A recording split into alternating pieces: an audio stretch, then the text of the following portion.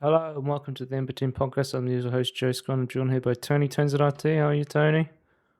Hello, I'm doing very well.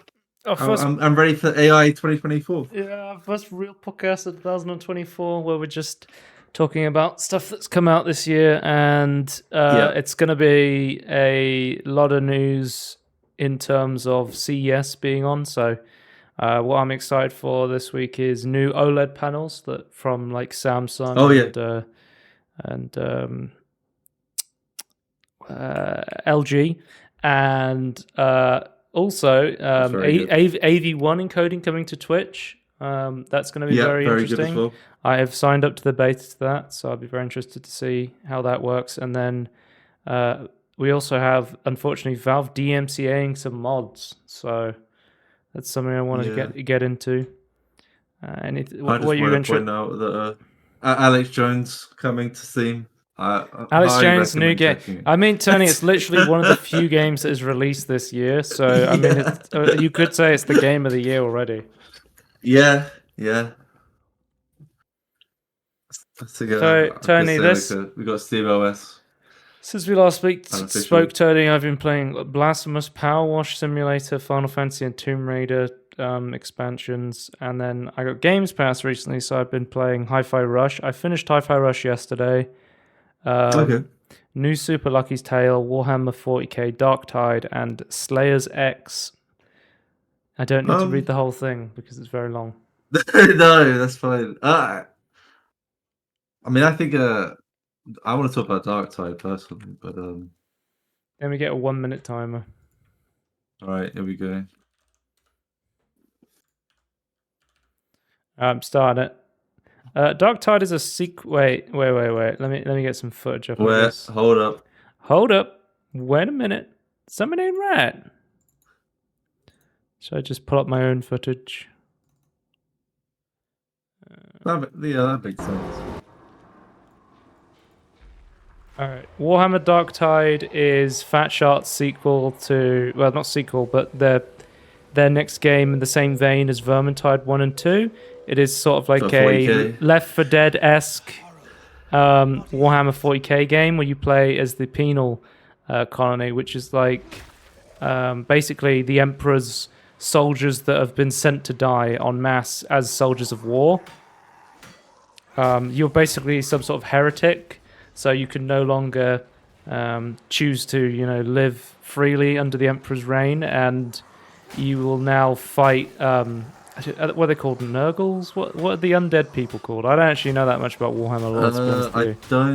I don't really know where the undead come from. I've not played Darktide. I don't know why they exist. I don't know if they're just mutants. I have no idea. There's some sort of mutant, but I chose to play as a Psyker, and then I wasn't a big fan of the Psyker gameplay, and then I changed to a different class that was more like rooty shooty.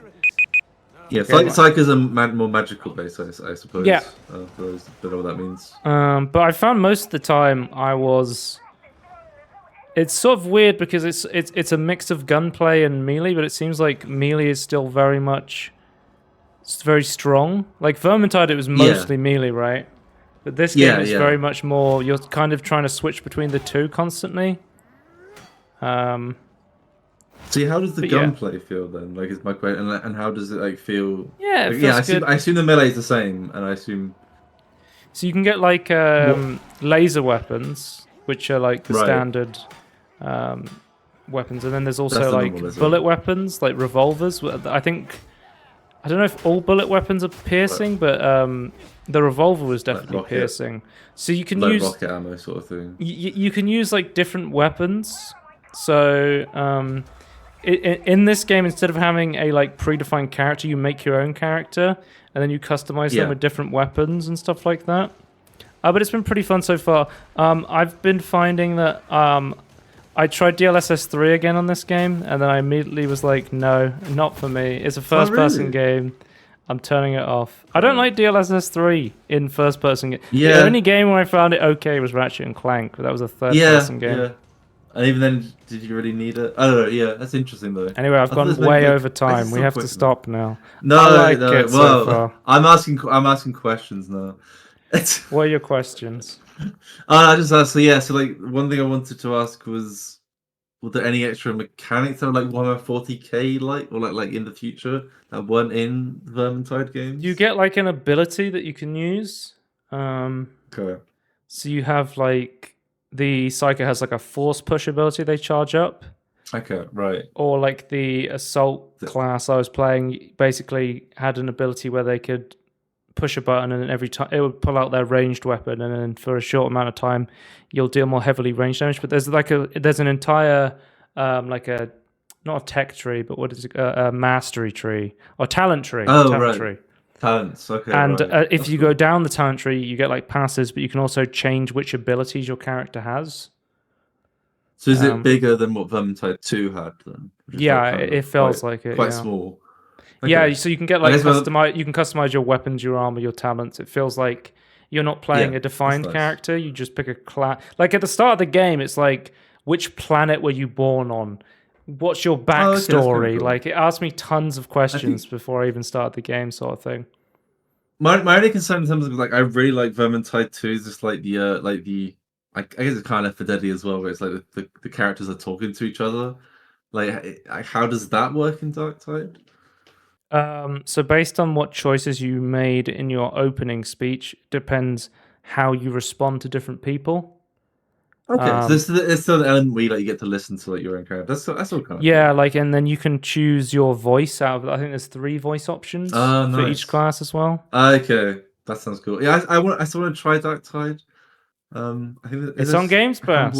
So if you ever sub to Games Pass, you can try it out.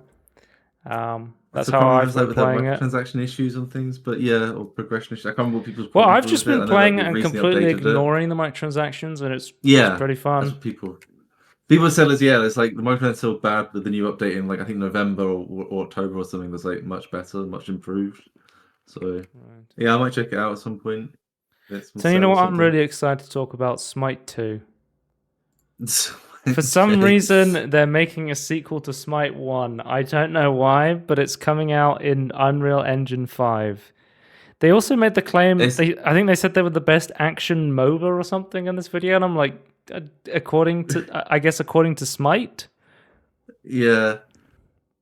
The long-awaited sequel. Everyone's been waiting for Smite 2. My knowledge of Smite... similar to Smite 1. Comes from like there's a streamer called Mizkif who's obsessed with Smite, and he did like a Smite tournament last year and got a bunch of streamers to play it. But yeah, I just out of all the MOBAs, not very interested in Smite. Out of all the MOBAs, I would want to play Smite out of any of the others. But the MOBA unironically, the MOBA I enjoy playing the most is actually Heroes of the Storm. Yeah, that's fair. I would legit play it again if they like re-released it on Steam. I think they'd get like a big influx of players. I think that'd be fun to try Heroes of the Storm again.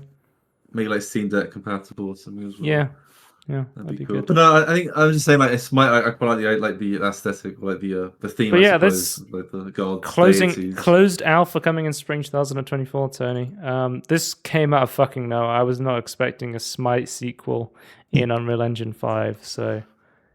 Yeah, I don't know if you saw this, Tony. Mobile Suit Barber.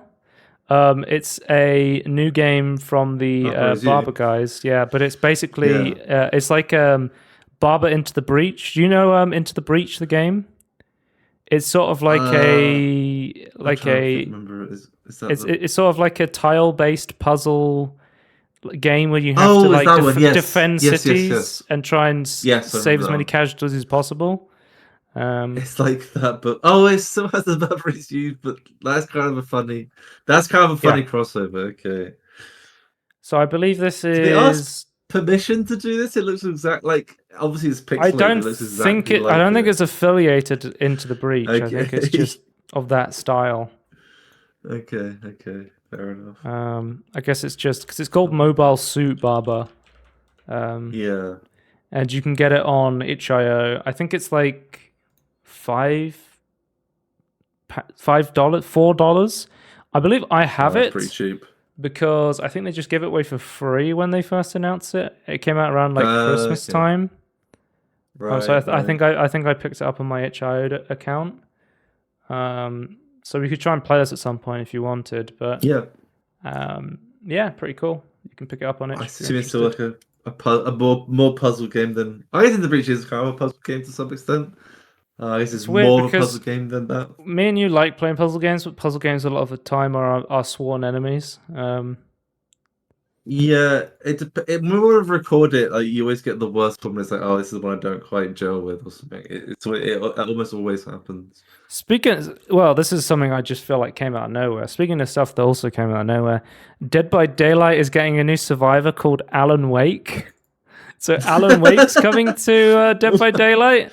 Okay. January 30th, which I think is As the killer, right? Honestly makes a lot of sense. I know he's the killer. No, Alan Wake is the No? writer. Okay. Oh, right. A friend of mine recently, I think it was like yesterday, he got the Alan Wake remastered, which is only available on Epic still. I don't know if you know, like, How is it?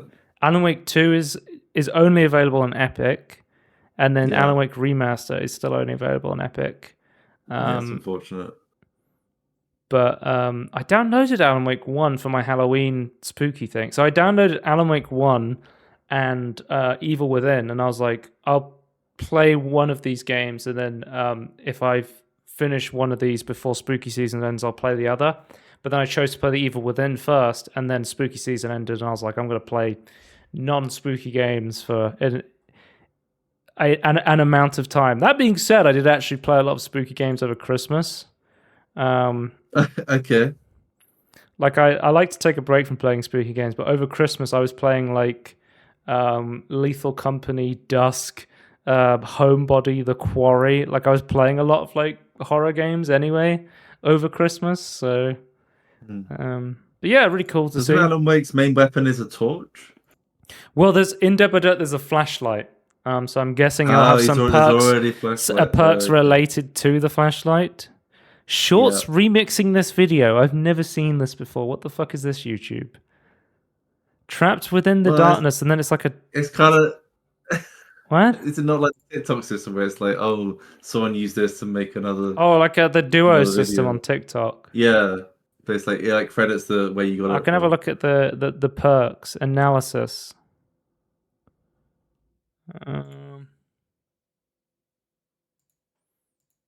Champion of the Light. When you are holding a flashlight, this perk activates. When you are shining a flashlight, you have 50% haste. When you successfully blind the killer, they also gain 20% hindered for 6 seconds. Yeah, he has flashlight perks, Tony. So. Okay. That makes sense.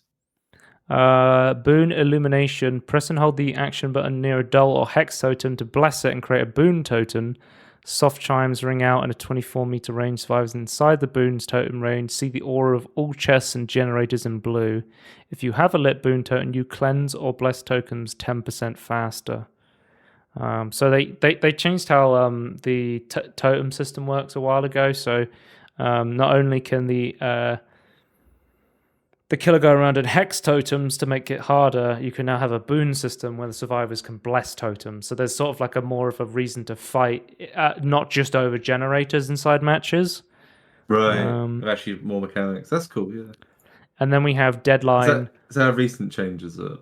No, there's been a change for a while. I mean, I haven't booted up Dead by Daylight in a little bit. I probably should, but I heard that they've basically tried to package all of their DLCs into like one big bundles now, and like packs instead of because there's so much DLC for Dead by Daylight now. I'd recommend any game with lots of DLCs to do that once you start getting lots. Like that is my big recommendation there. Because I own 1, 2, 3, 4, 5, 6, 7, 8, 9, 10 different DLCs on Dead by Daylight, but there is like there's 33 DLCs, including the 10. So there's like 22 different DLCs I don't own for Dead by Daylight. So it's kind of like unmanageable at this point to like get all the DLC for the game. So I think it's a good idea for like Gold Edition or DLC packs. But I think I read some comments and people were saying like they weren't very happy with this. I don't know how the pricing works out. Well, the pricing might have increased. I'm assuming these might be quite good if they go on sale as well. Yeah. But if you're gonna package together, it has to be cheaper than them individually. I see no other way. Like it can't be more, especially if it's older stuff. It can't be more expensive. Like I know the argument from devs would be like, oh, but we put the same amount of effort into it and it's still good. It's like, yeah, but that's not. Sure. Yeah. Oh god, what's going on my screen? There we go. And his final perk is Deadline. This perk activates when you are injured. Skill checks appear 10% more frequently when repairing or healing and appear in random places, but the penalty for missing skill checks is reduced by 50%. Oh, okay, so that's pretty good. So you actually want more skill checks, because if you get a perfect skill checks, it accelerates the process of things. So when you're repairing a generator, you get a skill check. If you miss, the generator will explode and it will cause a it'll basically be like, tell the killer, here they are, this is where they are. And then if you get the crit skill check, then it's like, okay, you get a bunch of progress added. So that's sort of like a risk reward perk, I guess. You're going to get more skill checks, which is interesting. What's going on? Next up, we have... Oh, Tony, Half-Life 2 RTX put out a brand new trailer from NVIDIA, and it looks really good. We get to see Ravenholm ray traced, and as well as this, we actually... There's a reason we don't go to Ravenholm. But I don't know if this was announced yet, but Ray Reconstruction is coming with the RTX version of Half-Life 2 as well, which is really cool to see. One thing I immediately picked up on with the Ray Reconstruction on was the grass of Reconstruction on looks very much more sharpened. Like it's much more sharper image than the non-Ray Reconstruction image. That. But it definitely has more. It definitely has more detail. It's just a bit sharp. I've actually I don't know. I can't remember what other games. There's been many other games I looked at. Like I think like from like digital foundry videos. I'm just like a lot of time like the grass looks worse. I think that might. I love the parallax tiles they did, where they give them this 3D look to them. That's a really good effect. And with like ray tracing, it's like even better. But yeah, this looks really awesome, and I am really excited for this to eventually come out at some point in my lifetime. So we'll wait and see. They're not announcing to say it's coming out this year? Well, it's been done by a third-party modding studio, Orbifold Studios, and they're still recruiting people to work on the project. So fair enough. I just don't know when it's going to be coming out. Announcements, we have Phantom Abyss 1.0 is launching on January 25th. And with the 1.0 release, there is an adventure mode overhaul. Then there's a new Abyss mode, the core Abyss experience previously called Classic mode, that challenges places to enter a temple and progress through all 4 areas within and collect the relic at the end. Only one person will ever complete each temple so time. And then whip changes. Whips no longer carry curses and are unlocked by playing adventure mode, while whip skins are awarded through players opt-in challenges. Phantom Abyss is a game I really liked, like initially, and then they made a change, a nerfed movement in the game, and then I was like, I hate this. What? Yeah, like really early on, they were like, I don't know. When it was in like early access, they were like, we're going to make massive changes to the game, and I'm like, oh great, I hate this now. And I don't know if they eventually went back and fixed it, but maybe I'll go back and check it out for the 1.0 release and see if it's still something worth playing. Then we have releases, Tony. Of course, your favorite game of 2024, already on your wish list, Tony. It's Alex Jones NWO Wars. I know this. Okay, I know this is like the people actually believe this stuff. I'm just taking it as a hilarious, like Broforce, like ridiculous, hyper realistic. It looks like a parody Broforce game. Like it doesn't look like a real game.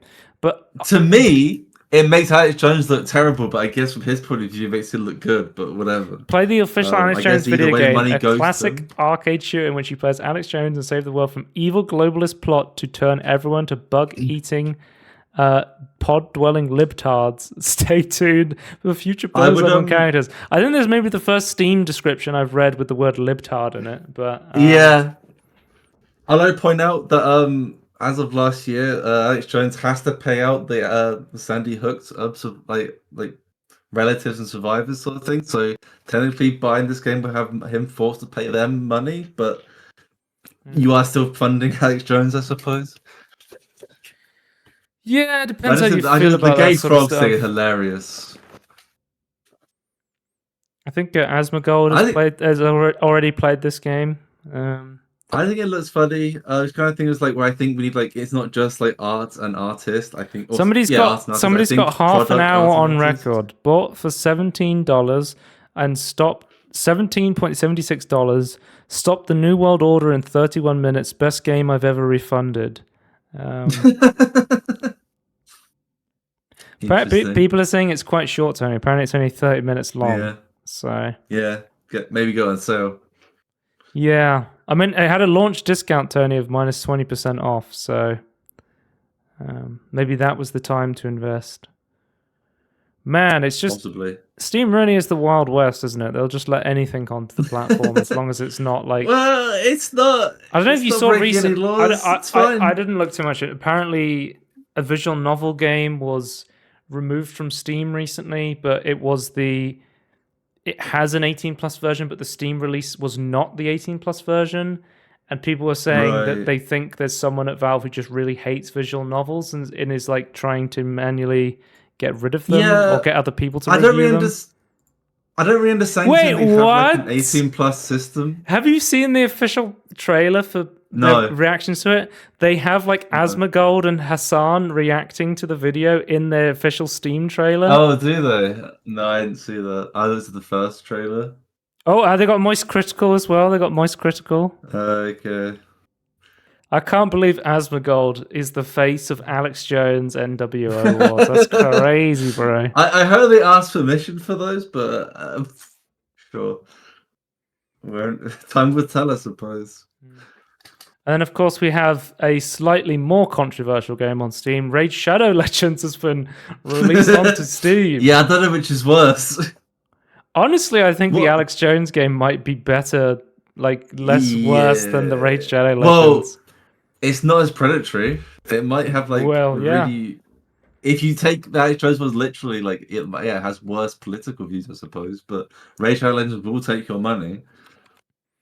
Basically, it is mostly negative, Tony, with 384 reviews. So people are not happy about this game being on Steam. I mean, with how prolific it is in the advertising space through YouTube videos and how predatory the actual business practices of the game are, I can't say I blame people for being upset about this being added to Steam, but you know, I would say it's as predatory as any other like gacha game, but like it's just like it because it's so big, it's like the one doing the most damage. So yeah, but yeah, Tony, these really sucks. I mean, we have Prince of Persia, The Lost Crown, coming out tomorrow from Ubisoft, and from the previews and the Digital Foundry video, it looks really good. Like it looks like an actual like return to form of like classic Ubisoft.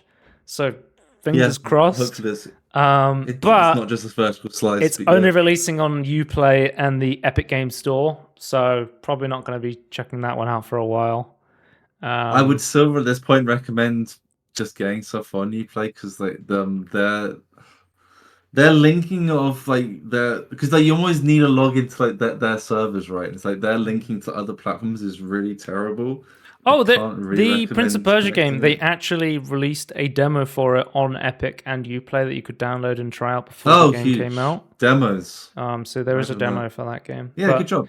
Tony, these are the two big releases of 2024. We're only halfway through the first month, but we haven't had a hi-fi rush yet. So the thing is as well, like if you're gonna if you're gonna release it, like say you got a release date, it just happens to land on the 14th of January. Like, would you not like try and either push it back or push it like forward to like Christmas time? Like, I just feel like you would try and do one of the two, as it's very rare to have games come out in January. Let's move on to quick news. The Xbox Series S toaster is real. That's right. The Xbox Series X toaster will burn an Xbox logo into your bread and is available to buy at Walmart. It's not a joke. It's a real product that you can buy. I believe it was a meme. Then went, oh my god, the meme's so powerful. We'll actually make it. We'll get enough sales to support the development of it. So I think I need a series. I need a Series X with a 4-slot toaster. That's what I need. I mean, who cooks one piece of toast at a time? Yeah, I know that's silly. That's really silly. Why it's only got one? Have you been to Isles of I don't know, I was being B&M the other week, and there's there's a lot of PlayStation and Xbox. B&M, for context for anyone outside the UK.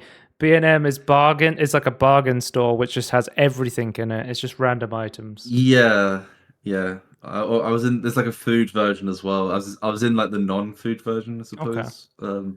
There's it was a PlayStation and an Xbox merchandise entire aisle, and it's okay, interesting. It's some interesting stuff there. I just find it crazy that people will buy this. I mean, they must do. Every time I go to a supermarket, I always see. I don't know if you've ever seen it, but I think I'm maybe a bit more perceptive to just random things in supermarkets. But if you go past the cake aisle, have you ever seen the officially merchandised Xbox controller cake? Because I see it every time, and I look at it and I go, man, that's fucking expensive. It's always so expensive, and I'm like, who's buying these cakes? The merchandise in the B&M is also quite thin. A mug is I think £12. Well, this toaster apparently is a 1-slot toaster that's costing $40. So it's probably nothing special either. Yeah. There's 6 levels of browning, a removable crumb tray, an LED countdown, and a defrost button. 6 isn't that many levels. Yeah. Next up we have, Tony, you want to talk about this? The new MSI monitor at CES that helps you cheat in League of Legends and other games undetected using AI. Like where enemies are, track HP bars, and track cooldowns. Did you see? It just looks at the mini-map. So, yeah, I think out of all of the AI stuff that came out of CES, this is one of the most controversial things. Yeah. So basically, I see it's accessibility, but at the same time as well, I can see why people would consider it cheating. On the one hand, a 32-inch 4K OLED panel is what I'm looking for, but yeah, I think that's what I'm looking at next. That's what I want to get into, but I'm not liking the fact that we've been fighting for the longest time. Using hardware and software to cheat in games, and then MSI comes out and goes, oh, here's a monitor that you can use AI on the board of the actual monitor itself to be undetected way of being able to ping where enemies are coming from on the mini-map. It's but it's only looking at, it's not adding extra, it's just looking at the mini-map and adding extra content to the screen though. So I feel it's not, it is. I would consider it cheating, but it's not it's not a high level. It analyzes the minimap to anticipate incoming opponents before placing an icon on the screen to let you know exactly where they're coming from, alongside another tracking feature that keeps an eye on your health bar and displays a physical RGB light strip on the monitor itself. I think the RGB light strip, I don't care. I think that's fine. You remember when you had keyboard integrations with games, and it was you're playing TF2 and the lights turn red when you're on red team and the lights go blue when you're on blue team. That stuff, I don't care. There's a lot of companies that have RGB light bars that you can specifically buy and use RGB software in order to sync them up with different stuff. What are you going to say? Okay, say less. I was just to say that I just feel I think this is the start of a lot of these things. I don't think this isn't the end of it. To me, this is just, which is why I don't necessarily call this cheating. I don't know. I'm different versions of cheating, and I think a lot of purists would definitely say this is still cheating. I think to me, it's just redistributing the data on your screen. I think people don't have a problem with a tool that helps you coagulate information and use that to improve. Because there is tools like Overwolf has a lot of this stuff where they add overlays of like, here's your APM. You can set timers on the screen and stuff like that. For me, like with Hearthstone, there's a tool called Hearthstone Deck Tracker where you can basically use it to show all of the cards in your deck, and you can keep track of what cards your opponents are using. And they've asked the devs of Hearthstone, like, is this cheating? And they've basically said, we're not going to call anything cheating that you could do yourself by writing it down on a piece of paper in front of you. Like, there is certain stuff that, you know, is legitimately a way that you can just a useful tool versus, you know, cheating. And then there's also, you have to take into account, people will always have advantages based on the latency of their monitor or their mouse or their headphones and stuff like that. Like people or how powerful their computer is, that will always give them an advantage. I think the problem is, though, if League of Legends goes, we don't want you to use this, and MSI goes, well, you can't detect this, that's the that's when it's going to be a problem. But absolutely. But I would still argue it's only using information provided you on screen. It's not even like extra information in the back end. It's literally only using. I don't think people have an issue specifically with what it's doing. I think it's specifically the fact that it's you can't use anti-cheat to stop it, basically. And I know, but you only need to concern yourself with that, Tony, if you consider it cheating. If you can do this now with AI, what's to stop people, you know, completely like using like wall hacks and stuff through AI on their monitor? Because this is only using what's displayed to the monitor. If you're using wall hacks, you have to be connected with the game itself. But if they're using AI to be like, this guy was here, so logically, if he's moving at this angle, then he should be coming here now. Let's put like a little icon of him where we think he's going to be, or like say you're playing a racing game in a competitive setting, and your monitor has the ability to put a line on the screen that shows you the optimal path to go, whereas everybody else has to try and figure that out. Like I think that is a big advantage to have, and I don't think I would want people to be able to do that in an undetected fashion. Yeah, but I don't think there's anything you can do about it. I think there's literally nothing you can do because you are displaying this information to the screen. And I think it's only now that the AI is integrated with it that makes it a lot easier. I think right now, what Riot Games needs to go, they need to make a statement and they need to say, hey, if anyone uses this monitor in League of Legends, they're going to get banned. We don't agree with this. That is pretty. I think that's what they need to say now. Otherwise, other companies are going to see this and they're going to go, "Well, it's an arms race. If MSI is offering this technology, we need to offer something even better than this." You know? Yeah. And it's definitely it's definitely more than just moving information because it's not to say stuff to it. that there hasn't been slightly ambiguous ethical stuff in monitors before, like. A lot of monitors will have like, you can push a button, you can have an on-screen aiming reticle for games that don't have aiming reticles and stuff like that. But I think it's just different because of the AI nature of it. It makes it a lot more powerful and a lot harder to detect. Oh yeah, but I'm just saying, like from the way it actually works from a fundamental point of view, it is only using what's on screen. Like I don't think. I think this is kind of just the start of it. To be honest with you, I don't think it's going to get any better. I think that's you think it's the start of it, but you don't think it's going to get better. No, and I don't even think. Okay. I think the only thing that's like problematic is potentially problematic, like a company has like integrated it. With, like, I don't think. I think you could easily just like run a game, then have it look at like the like have something in between the cable and the monitor just to interpret and like do stuff with it. Like that's just not ever going to be detectable, and I'm actually concerned about the pushback and like we're already at a point where having anti-piracy code like being run down your cable and it's like causing a lot of issues. I'm concerned there's going to be like another try and push for that, and it's going to make interconnectability like even worse for that. And I really hope that's not the way we go down to fix this potential problem. Yeah. Okay, let's see. Next up, Tony, we have some good news. Frogwares is now the sole publisher of The Sinking City. Nice. Wait, so they actually figured it out? Yeah, we look forward to sharing more news about the future of the franchise down the line. Hey, next we have some big news. Frogware is now the sole publisher of the Sinking City on all platforms, including Steam. We're happy to finally put this whole thing behind us, and we look forward to sharing more news about the future of the franchise. Now, please read more carefully. We will soon release a new version of the Sinking City that comes with all the latest bug fixes and optimizations, as well as a few things to keep in mind. Due to technical reasons, your old saves won't be compatible with the new version. Don't worry, though, when you launch the game, you'll have the option to keep playing the old version if you wish. You can keep playing the old version only for a limited time. Please consider finishing your playthrough before February 28th, 2024. And we will also release a new DLC, Merciful Madness. But keep in mind, it will only work with the new version of the game. I assume like they figure stuff out like from a lore point of view to like get this like to this sort of level.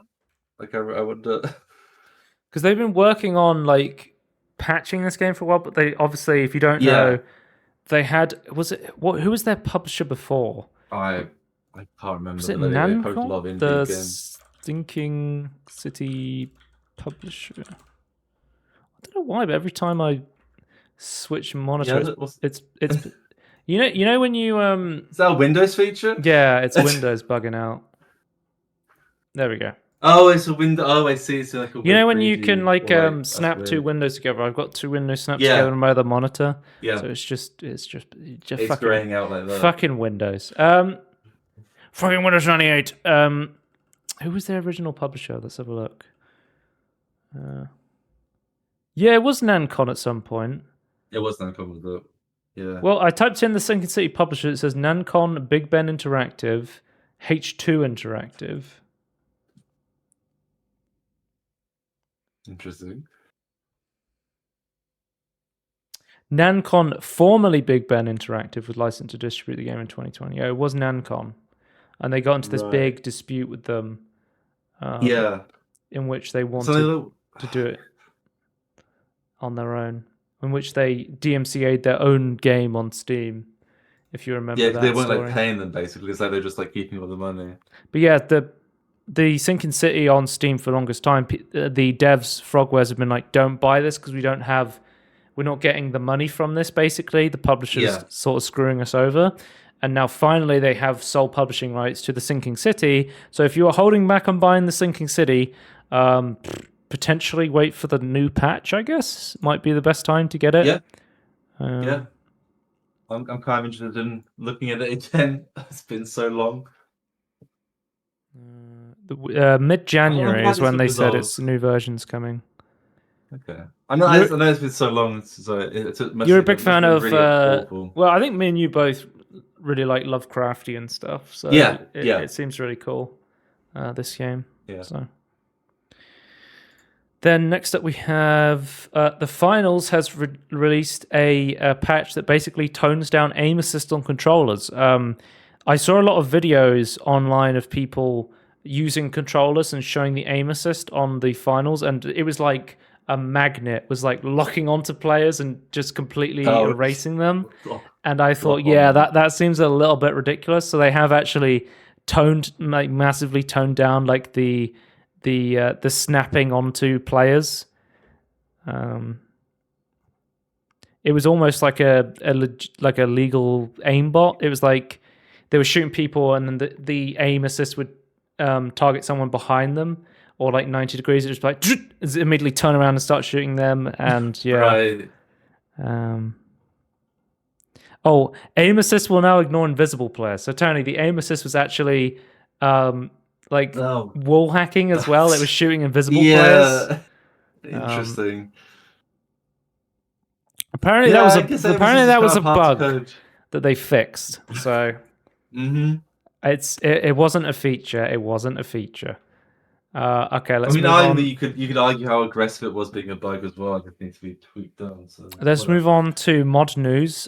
Fallout London has got an official release date of the 23rd of April 2024. If you don't know, Fallout London is one of the biggest Fallout 4 mods that is recreating the entire Fallout game in a London setting, which is going to be really cool to see.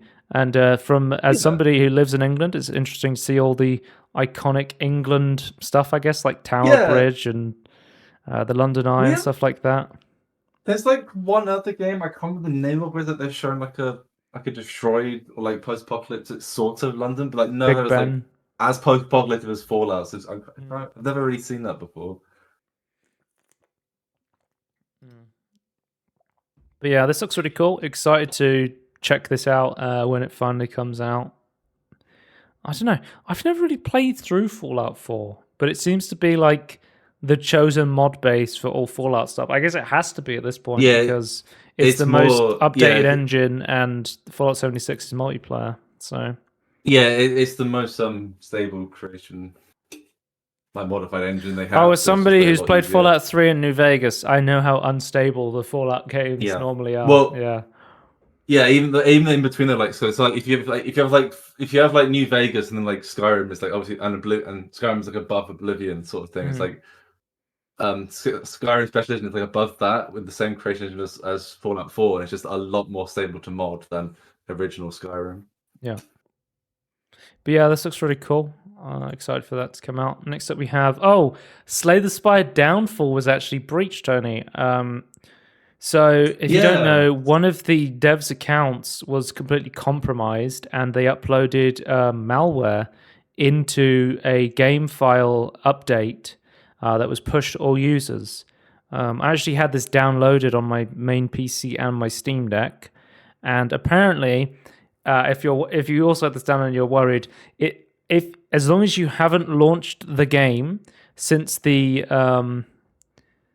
it was Christmas Day at roughly 12:30 p.m.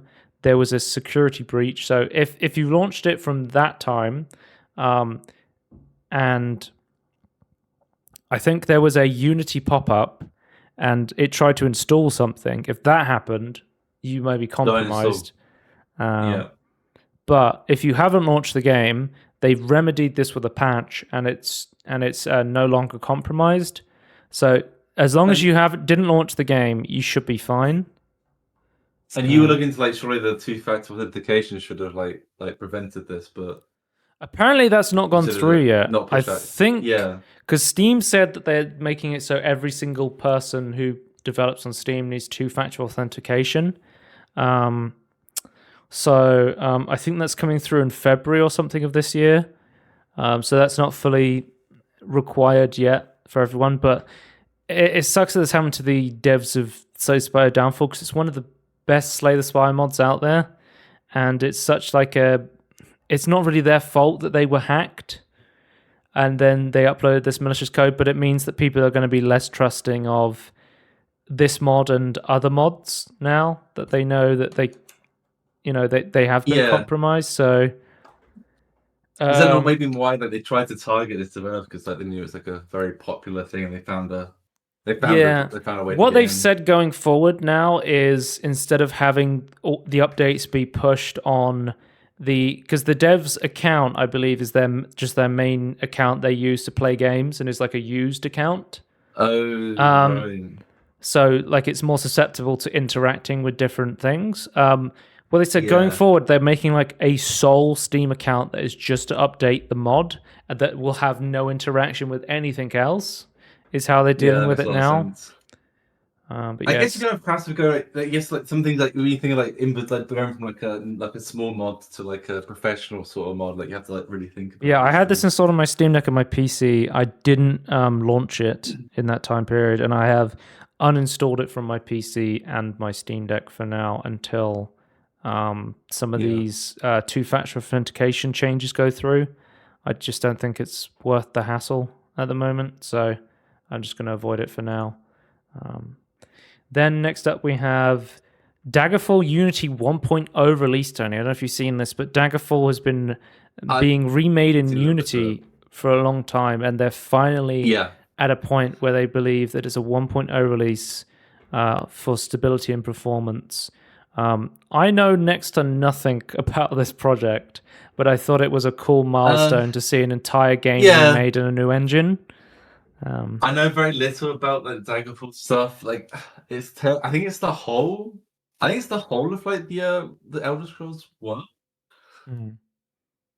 So I don't know. It just seems like very limited. Like, it's very old and like I think very limiting. But I don't know. Maybe it's like kind of like playing on the old Fallouts. Maybe like it has like a lot of I think a lot of the lore was like Well, I think down at that this point, so there would be a lot of like benefits to porting old games to new yeah. engines because you're going to get much Yeah. better stability and compatibility with newer stuff. I'm just thinking in terms of like what the actual the original game was. It's like I feel like it's kind of Now, not quite Bethesda- what expected in that day. Bethesda has not done anything about this. Like from what I understand, Bethesda is very cool with mods, but I also thought Valve was very cool with mods. But they have taken some issues with people porting entire versions of their games into a different engine. So we'll have to wait and see with Daggerfall Unity. But so far, it seems pretty cool. I think you're doing a full product. I would say like try and get some sort of written permission. I don't know if you the MMO Terror Online. Yeah. There's a mod that adds all the weapons and armors, and they actually got permission from the developers to do that.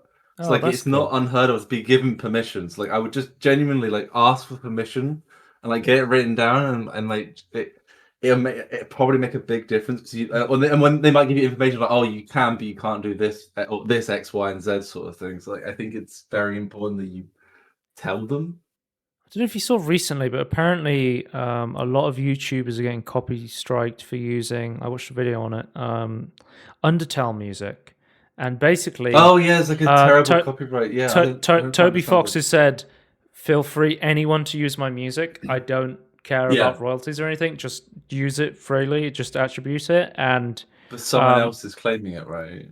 Well, he basically partnered up with a label to be like, you need to copyright strike it for me so other people don't copyright strike it and try and claim other people's revenues. Because he needs to put his song into the system so they get recognized and he can go, oh, okay, that's my song. Owns it correctly. You're good. Yeah.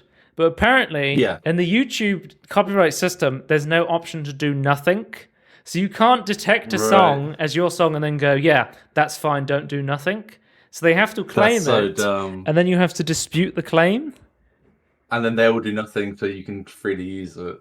Yeah, but it then makes you like slightly like wobbly on terms of like how many strikes, right? So yeah, YouTube system kind of sucks. Like the idea is fine, just like the way it's implemented has always been terrible. Speaking of remakes, Tony, a Warcraft 2 fan remake has been made inside the Warcraft 3 Reforged. So.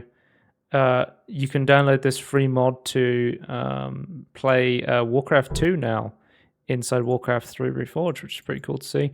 I've never played Warcraft 2. I've never played Warcraft 1, to be honest with you. But yeah, I loved Warcraft 3. I've never heard anyone talk about like the story of them either. Like everyone just talked about Warcraft 3 at least bits I've seen. Warcraft 3 was the last game, but it was also the big hit in terms of like its custom engine. Yeah.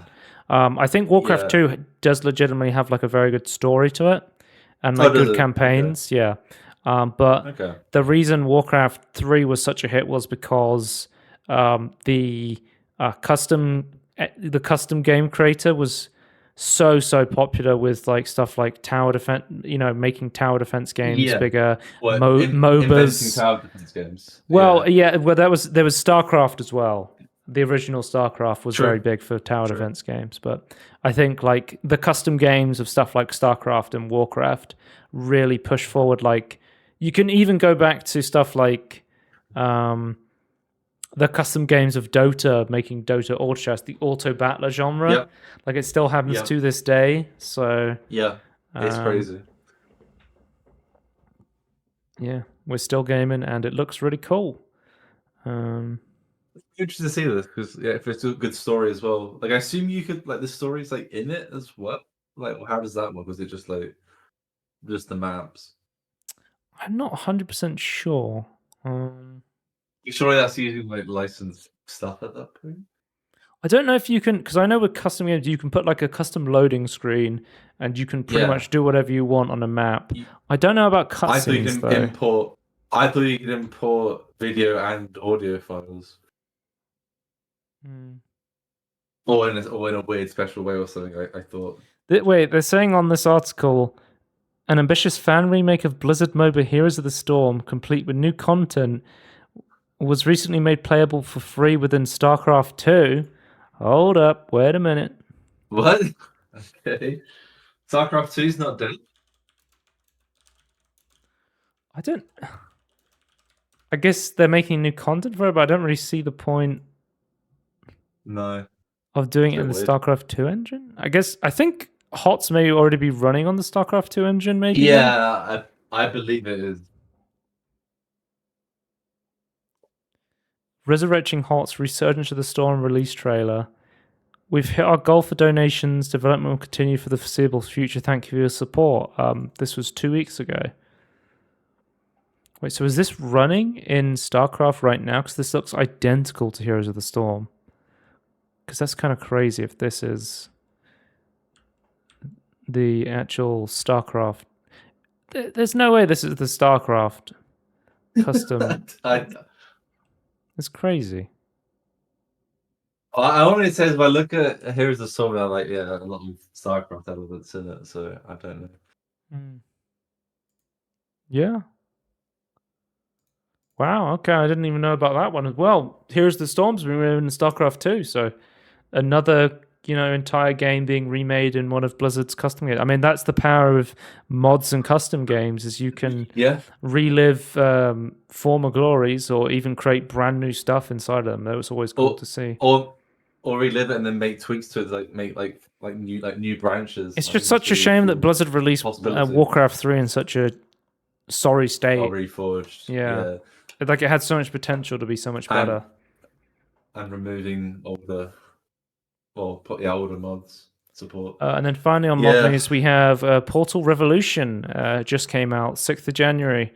It is a brand new story with original characters spanning over 8 hours of gameplay and featuring over 40 new challenging test chambers that make use of new mechanics. This is why I think this is why asking for permission first makes a lot of sense, because these things exist where they're clearly using the Portal IP but as a mod. Yeah. So I just think you need to ask permission first. I think it just makes way more sense. So the new mechanics are resurrected the pneumatic delivery element, a new laser cube variant, over 15 puzzles using only the blue portal gun, and a gel cleansing field. So apparently the difficulty of this mod, it starts where Portal 2 stops. So all new mechanics and advanced Portal tricks are taught to you, and we have ensured through rigorous playtesting that every player can solve the puzzles. Although very few chambers require portals to be fired mid-air, no puzzles require advanced tricky movement, which I think... This is one for me then. Yeah, that's something that I really like to see, because I think the high-speed momentum puzzles of the Portal 2 custom scene is just not for me, personally. Yeah, I don't like that. There's a couple of, even in Portal 2, there's a couple... in Portal 1 even, there's like a one or two, I'm like, I don't like... It's fine, but I can only barely do it. It's just not to do Portal 2. But yeah, so Portal Revolution is actually using a modified version of Portal 2's Community Edition engine, which is a custom version of Counter-Strike Global Offensive, which has one of... CSGO has, or did, have one of the most advanced versions of the Source 1 engine in it. So they've taken that and changed it to work for Portal, and this has allowed them to create a engine which allowed them to do mechanics that wouldn't be possible in the old Portal 2 Source engine, and they've officially licensed the source code by Valve, so it's good to come out onto Steam. Make sure you license source code properly. And I'm like, source code. A lot of the time I've been disappointed with like Portal. I like Portal, the RTX one, Portal Prelude was it? I like that one. There was the Time Portal mod that I wasn't a big fan of. Yeah, that's weird. The one that added the time portal. You goes a different. It's one of the green portal, or like a different time. Yeah, what was that? Portal Reloaded. I wasn't a big fan of. I thought that was way too advanced in terms of what they were doing. So I remember the diagonal laser one was very complicated. I think I'm going to install and play this at some point, but probably not until after my Games Pass subs run out. I'm going to try and play some more games on Games Pass first, and then I'll go and visit this and see if it's worth checking out. So let's move on. We have... Okay, so... There was a post that said that Capcom started adding DRM Enigma created to their backlog of games that was like preventing modding and cheat engine and reducing performance. But there was a bunch of articles that came out, but it was based on one guy's Steam post on the Steam forums, and some people investigated and were like, "Oh, I don't think some of this is true." This one is like a disputed claim that Capcom, because I think there was some updates to their older titles, but it didn't seem to be too much like Resident Evil 5 was one of them, but you were still able to mod that and use cheat engine and stuff like that. So we do know that Capcom is trying to crack down on mods based on their presentation slides for some reason. They haven't touched. They haven't. Oh, sorry. Go on. No, it's like they seem to think it's like other mods like change like their or change like how they're interpreted like from the world, so that they want to like crack down on it. It's like what they said. So it's very weird. But yeah, what was I going to say? Monster Hunter World and Rise have not been touched at all, and that has quite a popular modding scene right now. Yeah. I think there's been issues with like a different version is like screwed over some updates, but that's no more similar to like how Skyrim works. So yeah. Let's move on to some gaming handheld news, Tony. The Claw. MSI is officially partnered with Intel to release a Intel-powered gaming handheld. I mean, I remember back in the day, the original gaming handhelds, like pre-AMD, were like the GPD Win was using the Intel integrated graphics before we had the Steam Deck with the new RDNA graphics. Vega just wasn't able to keep up a lot of the time with the Intel integrated graphics. We're in a weird reverse world where I feel like the AMD onboard graphics are better than Intel. I know they've got ARC stuff now, but I don't know. We don't know how that really works yet. And also, AMD kind of like massively leapfrogged like the power efficiency, even on like mobile like stuff. It's so I'm really concerned about the power efficiency on. Well, we have to wait and see. That's been the big case with Intel versus AMD on the x86 architecture.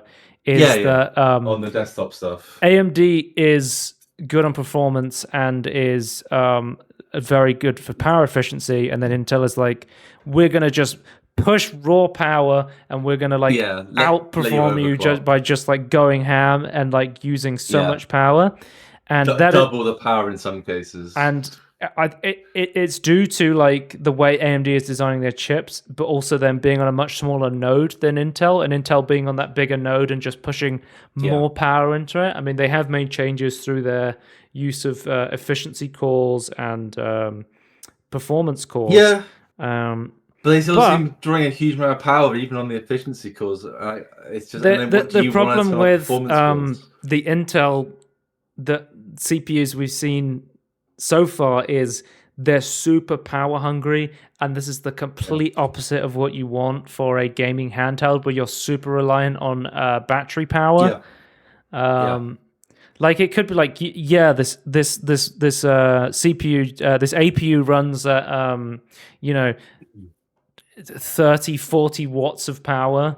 And you can run like Starfield at 60 FPS, 1080p for 50 minutes, or probably even less than that. It's like I want to just like quickly like mention like the state of like mobile or laptop CPUs from Intel. Like they've recently announced newer stuff where they're claiming like longer battery life, but we haven't really seen it properly in the laptops that we're allowed to test yet. So, like really like waiting for after CES. So like we need to wait for these to actually come be tested. But I'm very wary though.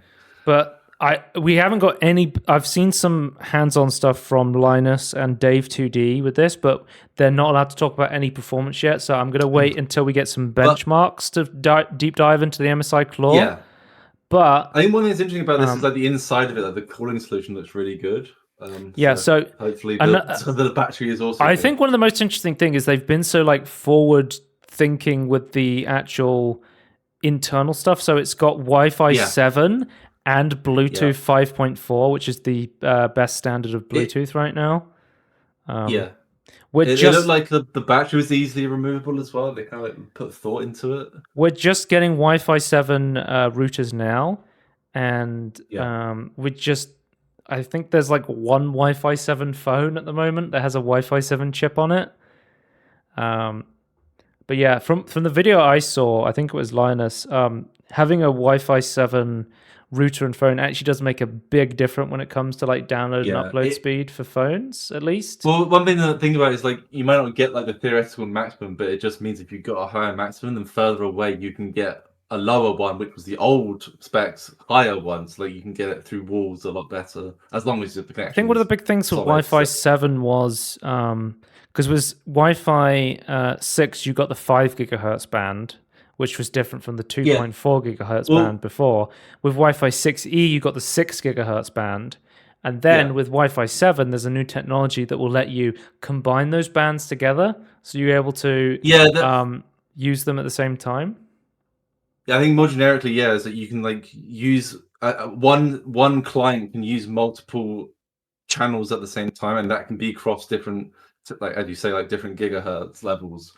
But then also you can like fill in gaps. It's just like a lot more efficient at using the channels available. So you should be able to get, and like the bigger the channels, the more channels you have available, the bigger the bandwidth you can get through. So another thing was said was it has the ability to look at different frequencies and go, oh, this other device is using this frequency node, but it's not saturated the whole thing. So we can take part of that without interfering with the other device, sort of thing, which is another interesting thing about Wi-Fi 7. I think it's worth knowing, like, it's very interesting. Like all this stuff is like being done like at such a fast pace. Like I think the reason why we haven't really seen it is because like the way to get this like it like has to be like what less than like a millisecond to like get this like calculated, right? So I just think it's just like some great software engineering, great hardware stuff. I think over the past like couple of years, we just switched to Wi-Fi 6 routers, and we're already getting like Wi-Fi 6E and Wi-Fi 7 stuff. But I think Wi-Fi 6E and Wi-Fi 7 is going to be really key for VR streaming to the headset, like standalone headset stuff. I think Wi-Fi 7. How would you stream into your headset? Is that through Wi-Fi 6? Yeah, Wi-Fi 6. So it's already really good at 6, so like it'd be even better, I suppose, high quality at 7. I have a Wi-Fi 6 router that is directly connected to my PC, and then the Oculus, the MetaQuest 3 has a Wi-Fi 6E chip on it, so it can even the MetaQuest 3 can already do Wi-Fi 6E, which has slightly better speed and throughput and stability, and can use the 6 gigahertz band as well. But yeah, it's cool. I think also another interesting thing about the MSI Claw is because it's got those ARC graphics, you're going to be able to use technically you can use ray tracing on this device. I mean, we saw ray tracing on Doom Eternal through the Steam Deck, and then it's going to have sex backwards upscaling. So you're going to be able to use like those matrix cores to use XeSS upscaling, because sometimes on like Hogwarts Legacy, for example, people on handhelds were actually preferring the look of XeSS upscaling compared to FSR when it came to those non-NVIDIA chips. I think a lot of people say that. I think having a handheld with XeSS upscaling is actually going to be a huge benefit to a lot of people. That being said, Art graphics is still very much, and not in the greatest of place in terms of like old school compatibility. So, and a lot of people on handhelds are playing like older titles. So we're really gonna have to wait and see how the benchmarks stack up. If it's like, I would love to see like DirectX 12 titles versus like DirectX 9 titles, for example, on like the new MSI Claw. I think that would be really interesting to see. But yeah, next up on gaming handhelds, we have the Aya Neo Next Lite handheld was announced, and it is going to be available pre-installed with SteamOS. Some people were like, oh, have they officially partnered up with Valve? No, it seems like they are basically using a third-party GitHub version of SteamOS called Hollow ISO, which is the most common one people use. Yeah, it's a third-party fork offering support for other hardware. But you have to build it for like yourself. Like if you have like, oh, I want to build it for like this machine, that you have to like take that code and build it yourself. So I guess they're able to do it because they're technically inclined. The actual machine itself is using a 4500U, or there's a version with a 4800U.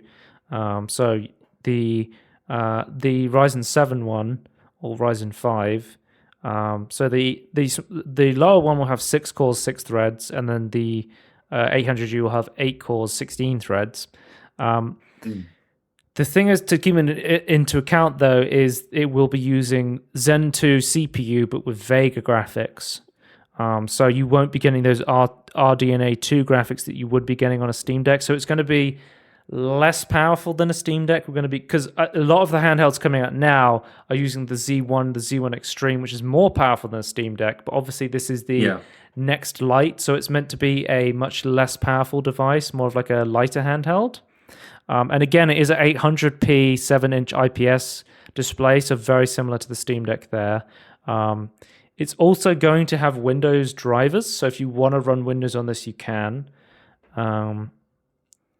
It's going to cost $200 to $300, so it's going to be coming in, or like more like $300 to $400. It seems like it. So it's going to be coming in like, it's not coming in underneath the Steam Deck LCD, but it is coming in under the Steam Deck OLED. So, and you're getting like the Steam Deck is too good in terms of price. It's going to have a 47 watt-hour battery, so it's going to have a good battery. It's not Steam Deck OLED level, of like with their 53 watt-hour battery. I think if this thing costs like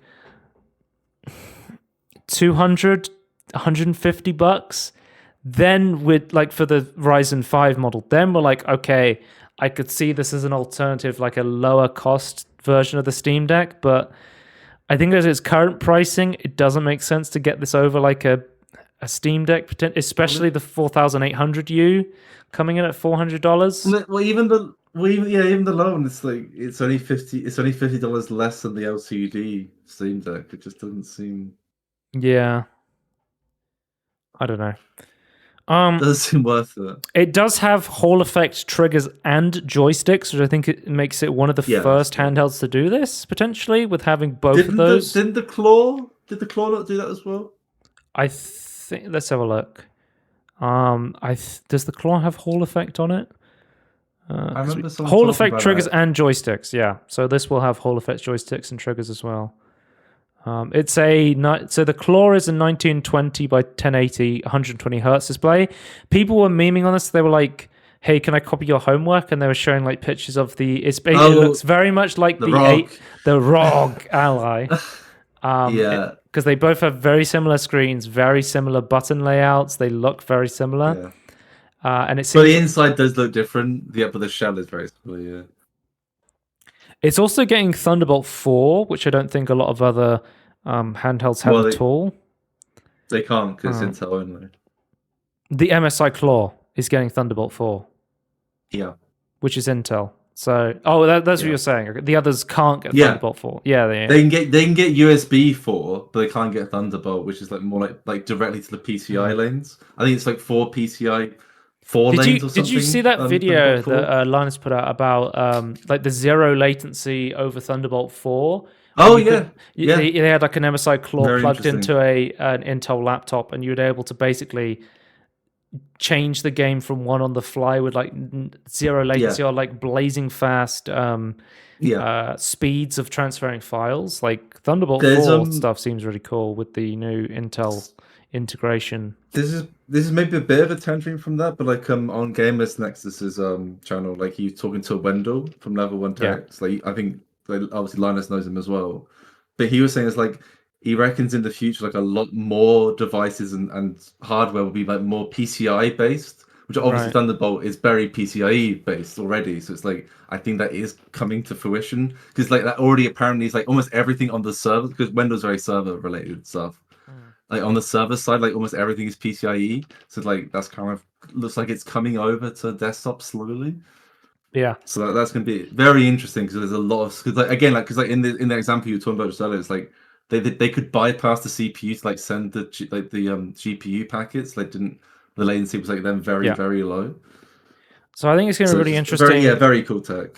I think these are coming out the first half of 2024. So it's going to be really interesting to see a non-official Steam Deck handheld, but see how that performs, how that works, and hopefully that gets the guys over at Valve going, oh, we've put out the Steam Deck OLED now, let's get SteamOS working on like an official release and working on other handhelds, and then because they get money. There's actually like a reason for them to do that. So like it'd be cool if they could do that. And then of course with the claw, whenever I hear that, I always think about the aliens from Toy Story. The claw. I'm really interested to see how Intel's new series of APUs go up against AMD in terms of performance and efficiency. So I think that's going to be really interesting once we see some benchmarks. Let's move on to Steam. Wait, no. One more handheld news. Steam Deck. One more. Valve has been working on getting game recording clips working. So if you don't know, for the longest time, there's been a Decky plugin called Decky Recorder, which I've been using myself. If you've ever seen me showing footage from... That worked well, right? It worked well when it didn't crash. I think... right. So it has stability. Like some of the time it worked all the time, and then some other times it didn't. It was 100% of the time, some of the time. But once again, with the Steam Deck, the community makes some really cool feature, and Steam's like, oh, that's a really cool idea. Why don't we just make that an official feature? And I think having an official inbuilt recorder for Steam Deck has been a much requested feature for a long time. So it makes sense that they're finally going to be putting this into the Steam Deck, which is really cool to see. And then Steam Deck has officially hit over 13,000 games playable and verified. 4,300 verified. 8,751 playable. Is this Valve's version? This is Valve's version. How good they are. Yeah, okay. This is not Proton's badge of compatibility or even someone going through and manually going like, oh, how good is the port to Steam Deck sort of thing. And this is also like a lot of the time I will see a game is like unknown whether it's supported, and then I will just boot it up and it'll just work perfectly. So obviously they haven't gone through all of the games on Steam, or some people are saying that they should go back and reevaluate games that could potentially become verified, but they were also saying they should go back through and look at verified titles and go, actually, these guys did an update that completely bricked the Steam Deck version of the game and it's now unplayable, which I would agree with. Personally, maybe like a community system where it's like if you launch it, you can report, say, did this work on Steam, and you say yes or no. Tony, they literally do that. Okay. Do they display that though? Yeah. So underneath games, they will have a thing that pop up and it say, this title is verified. Did that match your experience? There is user reporting for verified stuff. How do I see that on the store page? Like someone like looking at a game, like should that's only for Steam Deck users because they want people on Steam Deck. You only see it if you're on the Steam Deck. Okay. Yeah. Okay. That's interesting though. Yeah. What was I going to say? But yeah, like for me personally, like a game like Nickelodeon All-Star Brawl was working perfectly, Steam Deck verified, and then they released a patch and the game was completely broken from that point, but it still had verified status. So I was like, well, this doesn't actually work, but the store page to anyone buying it says, yeah, this will work fine on Steam Deck. So that was just kind of show both the community and the verified stuff together for every user. That makes sense. But let's move on to Steam news. Rip Bozo, rest in peace. Steam no longer supports Windows 7, 8, and 8.1. I think this is mostly them just wanting to cut Windows 8 support, but obviously Windows 7 is a much, less supported system for Windows 7 at this point as well. Yeah, my understanding as well is like very much related to like the Chromium version they're using. Yeah. I think it was meant to be. I think it was actually meant to happen earlier, but they pushed it back for some reason. I think there's security problems and there's like a lot of like development time to support more platforms. It's like there's no point. It kind of It kind of sucks though. Like I almost feel like there should be like legacy. Like that you should be able to load an older version. Like they should like have the final version that will work on 7, 8, and 8.1. Yes, it's not going to be perfect, but at least interface with their servers. I think that should be something they do. I know most people don't have it, but just as a legacy thing. Did you see that Windows added their first new button to their keyboards in a long time?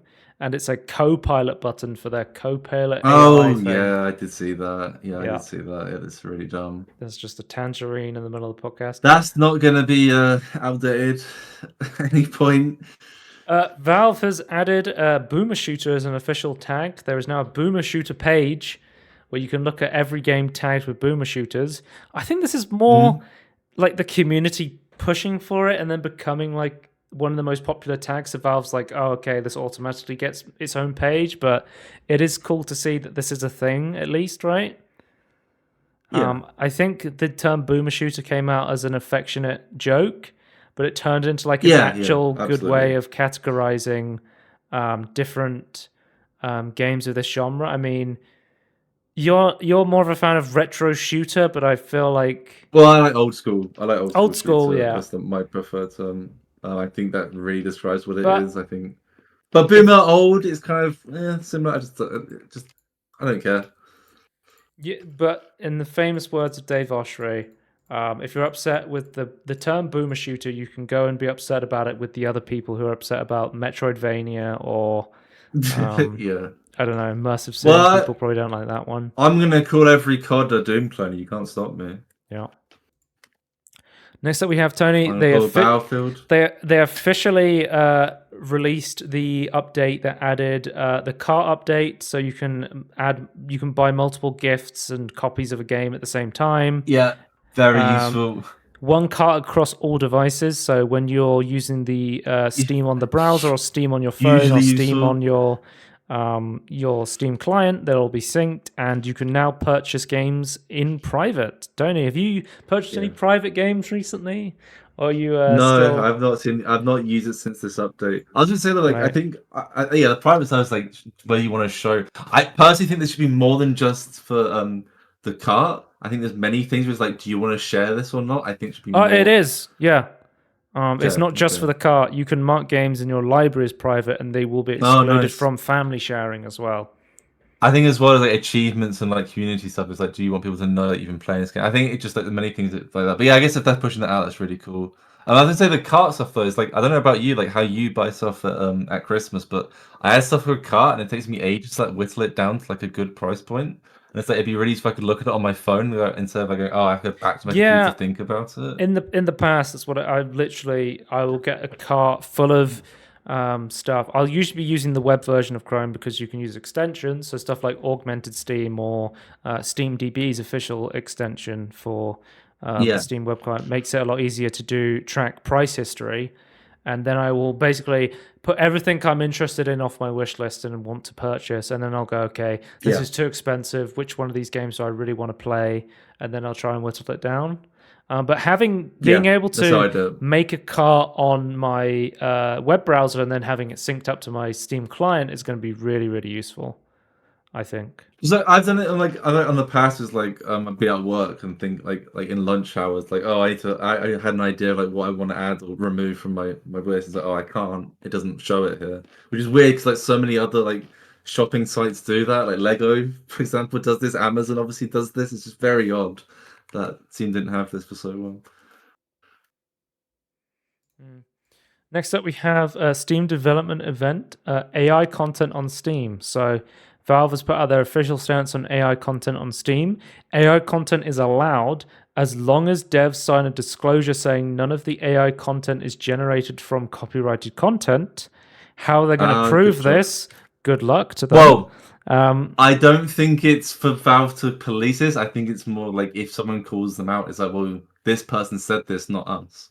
So I think already is a clever legal thing. Already, people are signing waivers disclosing that they've used AI content to create the game and it's been used without copyright content. So there's already games signing up to this. And as well, users can now report illegal AI content on Steam. So if you see something on Steam, it's like, this is using AI content by using copyrighted materials to generate stuff, you can report it.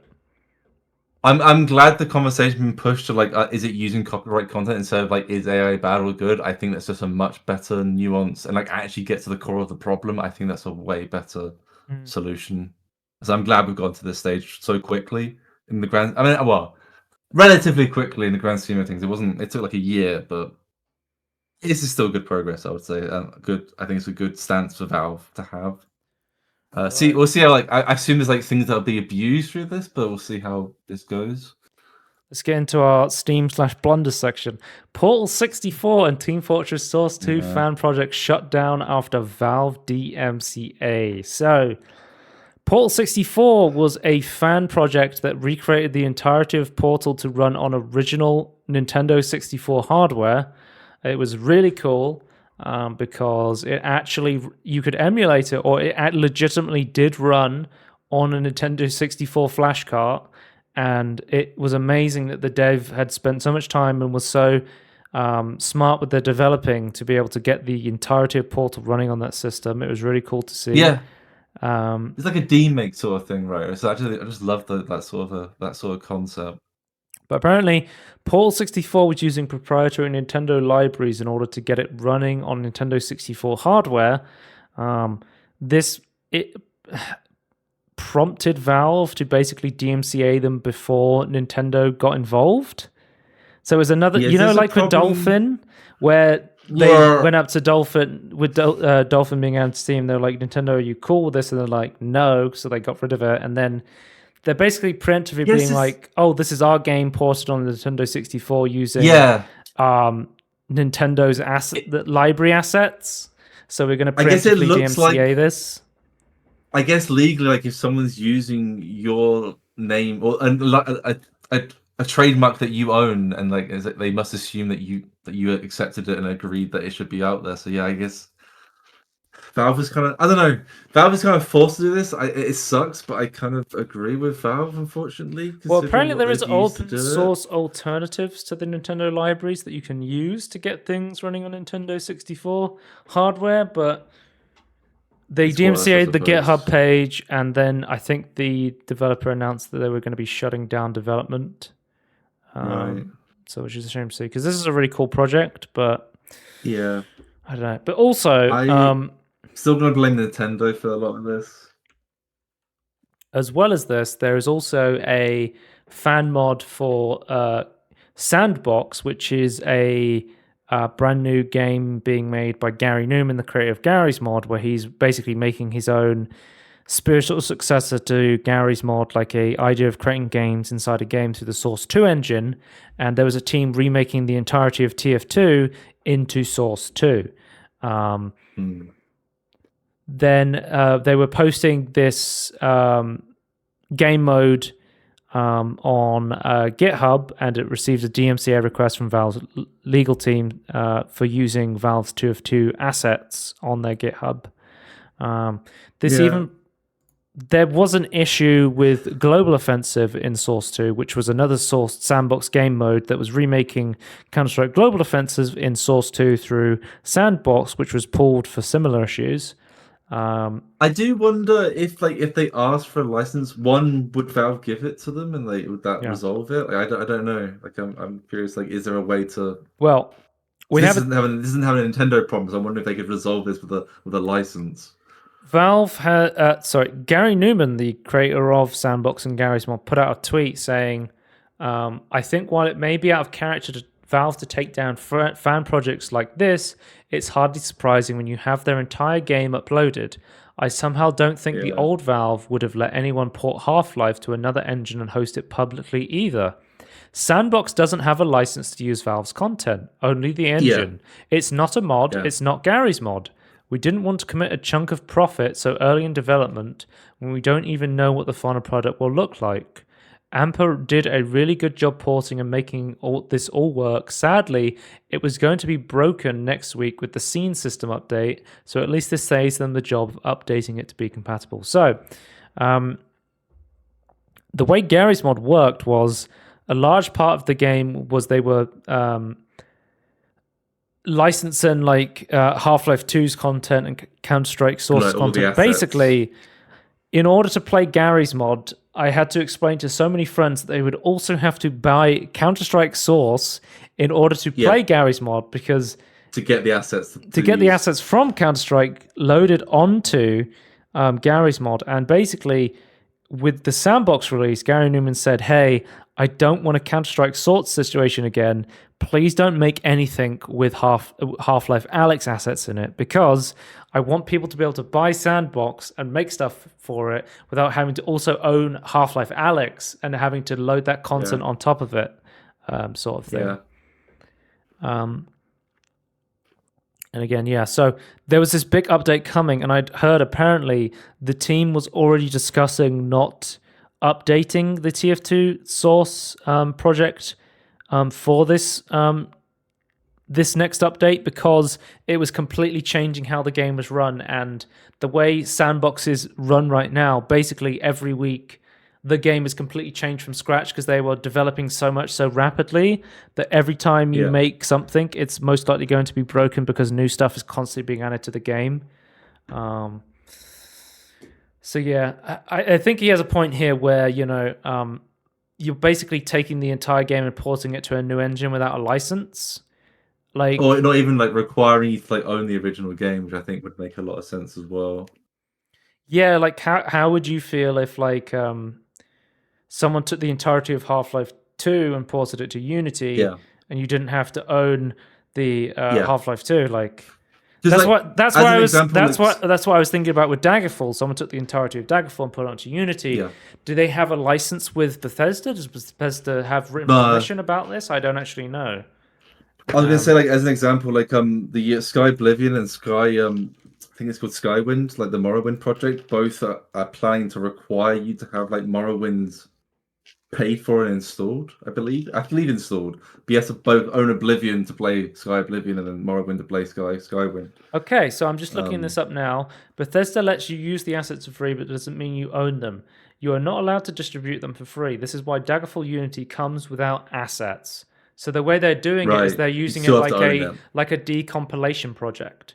So the way it points to assets you own. Super Mario 64 Plus or the Legend of Zelda native PC port, it goes, here's original code, and then you can use that to compile your own version when you supply your own copy of the game, which is how they're doing it. Okay, that's interesting. Which is again how Sky Oblivion will work when it finally releases as well. But as well as this news, Tony, I've talked about it, I think, previously on the podcast. There was a mod for contractors that had basically ported the entirety of Team Fortress 2 into VR through contractors. Yeah. And it was a really cool mod.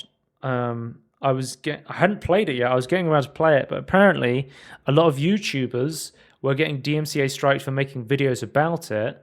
And because of this, the mod team has basically been scared into not continuing to develop mod. I believe they're shutting down development, and they've removed all of the mods.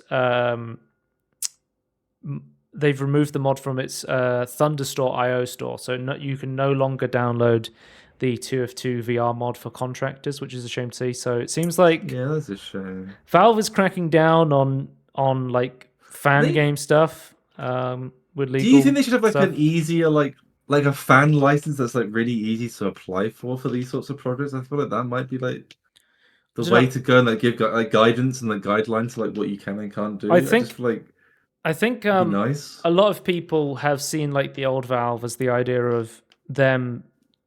Their games are massively based on seeing people making mods, supporting them, and hiring modders onto their team to help them. I mean, recently, I think there was a prolific Half-Life Alyx modder was just hired to work at Valve based on his workshop content for Half-Life Alyx. It still sounds like it happens then. Yeah, but I think these examples seem specifically. There's two about porting an entire game to a different engine and game, and then there's one about not wanting to piss off Nintendo, the most legitimate company in video games right now. That first one, I entirely blame Nintendo, and it does legally look like Valve has given the go-ahead for that, if with their name associated with it. So it sucks, and I blame Nintendo entirely. I do think maybe they could use open license replacements, but I don't know how hard that is. I guess they don't want to bother with that. But yeah, so some people are talking about like the Half-Life documentary, where it showed off how they made Half-Life, and they flew to id, and id was like, "Oh, here's our source code, go and make a game," sort of thing. Like that was the old school mentality when it came to this sort of stuff, but it's just not how copyright stuff works anymore. In terms, it was more like the cowboy era of video game development, right? And id and is very much on record about open sourcing their engine. The source engine is not open sourced. Nobody can just download it and do whatever they want to do with it, right? So it kind of leaves like a lot of source mods in like a legal gray area right now if people are not 100% sure what they can and cannot make. Yeah, it's just, for fan I just games. feel like Valve needs to come out with like a proper, like both guidelines and then like a license to get some of these like easier, like don't just port the whole thing projects working. I think Valve needs to like step up and actually do something there. I know they don't have to do this, but it would be a really goodwill gift, I suppose. But I think they should do that. They want to be the old Valve, I suppose. Well, let's move on to another blunder, Tony. SAG-AFTRA strike deal for AI voice acting license in video games at CES 2024. So apparently, Replica Studio has struck a deal with actors to license their digital voice replicas to game studios. And apparently, there was a bunch of video game actors who are part of SAG-AFTRA and would be affected, struck a deal to have their voices be allowed to use for at least 1 year in AI capacity with game studios. But apparently, a lot of big video game voice actors were not consulted about this and were not told about this. And the response from SAG-AFTRA was, well, it was only to one company, so we didn't have to get the full board to vote on it. That's so dumb. But it sets a precedent, though. That's so stupid. Yeah. Tony, I need to take a quick bathroom break. But you tell me what you think about AI voice acting in video games. Well, yeah, I guess I should like link it to the finals opinion, I suppose. Again, I actually, you know what? I'll link it also back to what we just said about like Valve's new stance on AI. Is like I think it makes a lot of difference whether or not you're using copyright material, and legally you own your own voice, your own face, and your own likeness. You can sign that away, but I believe you still have like I think there's still stuff you can never like sign away fully unless like you have like a mental illness sort of thing. But even then, yeah, I just think the problem is like this sort of thing like requires, in my opinion, the copyright ownership of the voice acting. And I think as well, like in terms of the usage, like in the finals, like I think it's fine to do this, but I think you're missing a lot of like humanity. Like if like you can like sure you can just like hire a voice actor like to do a job, but like they could add way more to your game if you let them be creative and like get their opinion of like what they could do in that role. I just think, and also at the moment AI voice is kind of stilted. I know some people don't mind, but I do definitely mind.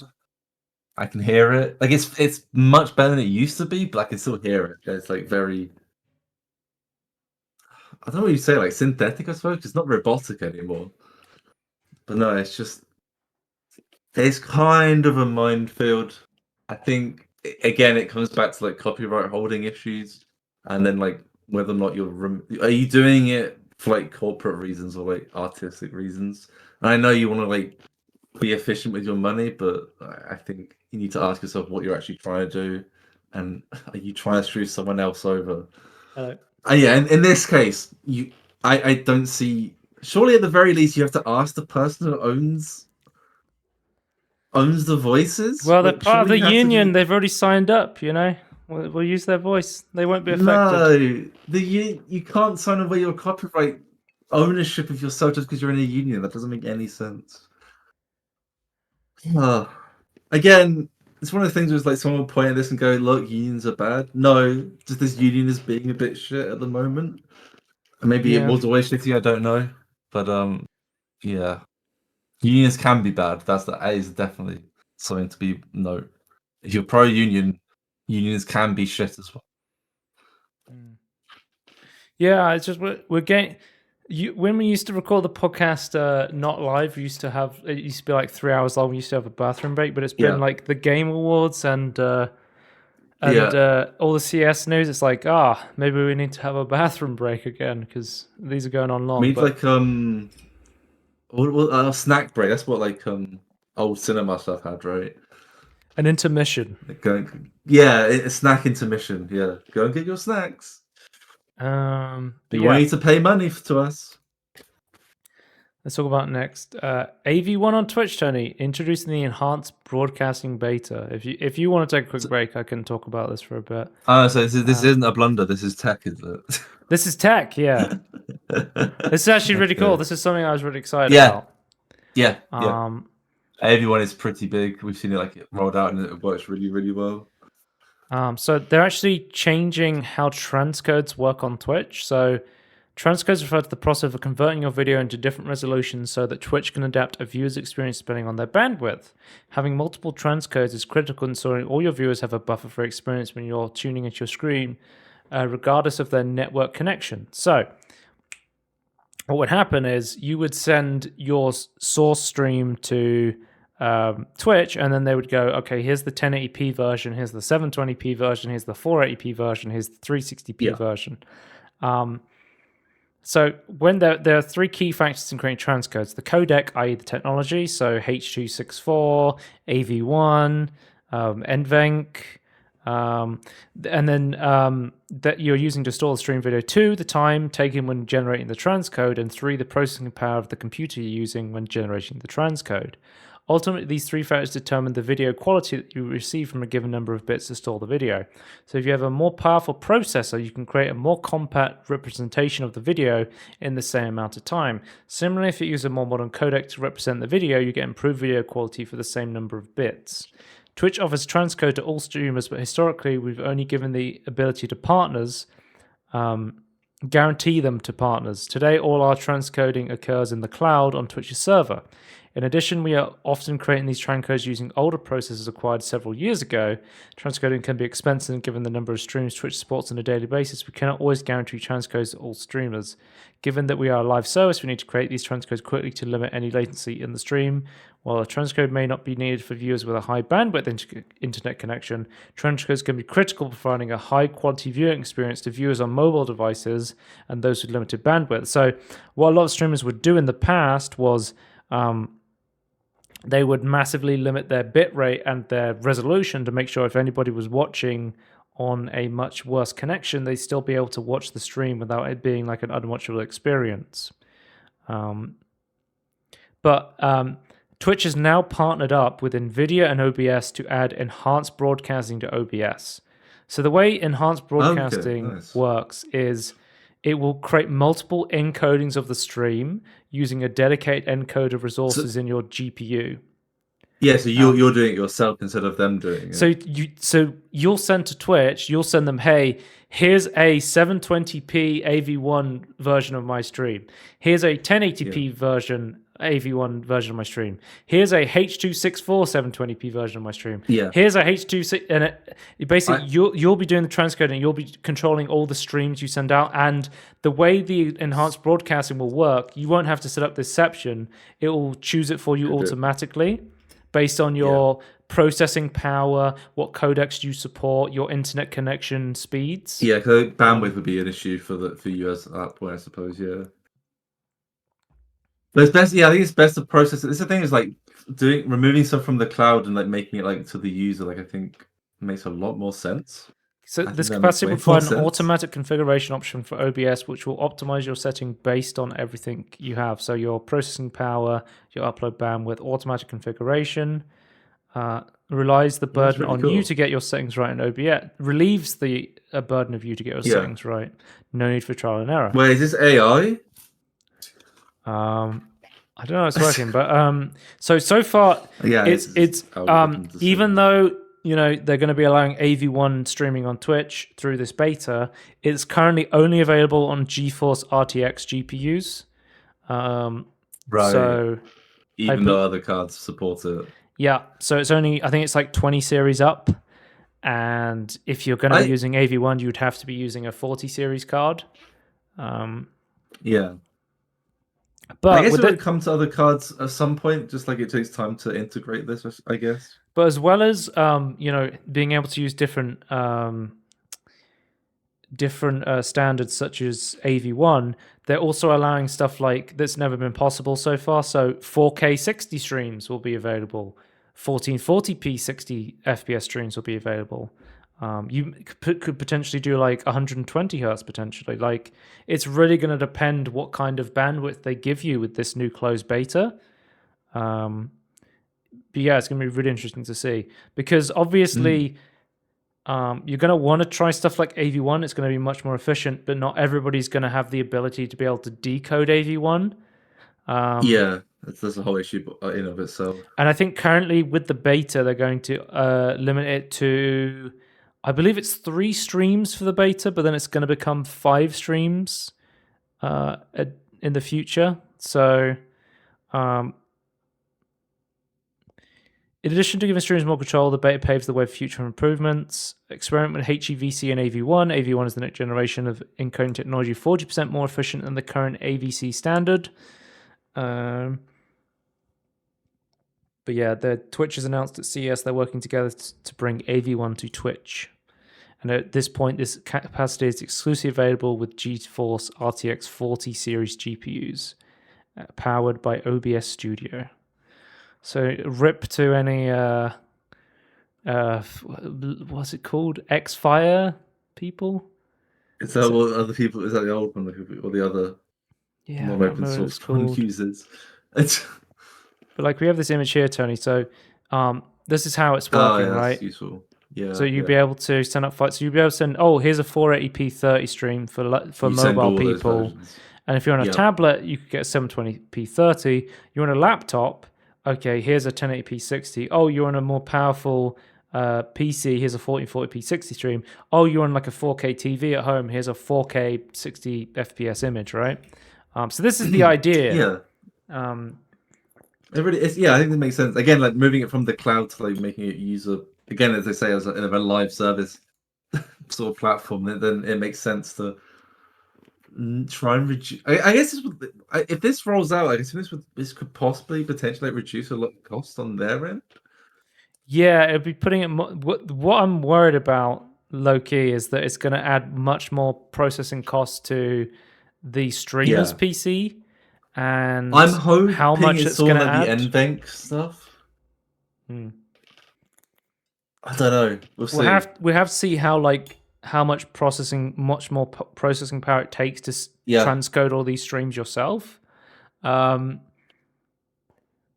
we don't want to go back to a time where it's like having 2 PCs for streaming is a thing again. I feel like that's not. Well, because a lot of people, streamers will have 2 streaming PCs, but the vast majority of people do not have 2 streaming PCs. Like, it's a very, very low percent of people have that. So it would add a barrier to entry. That's just ridiculous. Yeah, I mean, it's currently coming out in beta, and they basically said we're going to be experimenting with what codecs what you can use, what resolutions you can use, how much bit rate you're allowed to put, because famously Twitch has very harsh bit rate caps on how much bit rate you can put through. So having a much higher bit rate cap would be very useful for Twitch streaming. But there's a beta out that you can sign up to now. I've signed up to it. We'll wait and see how this turns out. It's going to be very interesting to keep our eye on the future of Twitch and transcoding and AV1 and higher resolution streaming. I mean, so hopefully on if you've got like a voice, it pushes it all to AI cores or something. That would be like the most ideal solution, obviously. But we've got some more video. Hopefully news. It's good. I feel like it's a good idea. I just I hope the concerns are not realized, I suppose. NVIDIA RTX Remix Open Beta will be beginning January 22nd.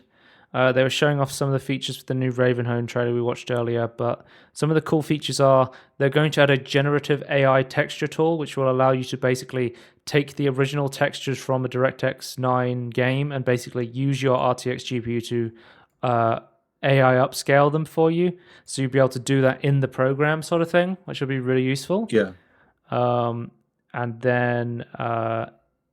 I think that was stuff like parallax mapping, subsurface scattering. I don't know if this is the episode to talk about this, but I've seen like some like I guess AI researchers like do some videos and stuff. Like the way they talk about videos, like, oh, you can do AI research with like just off the shelf gaming cards, like how they interpret it. So I think the the point before Nvidia started doing AI stuff, it was like a lot Oh, harder to Tony, do AI development. I think this part's really cool as well.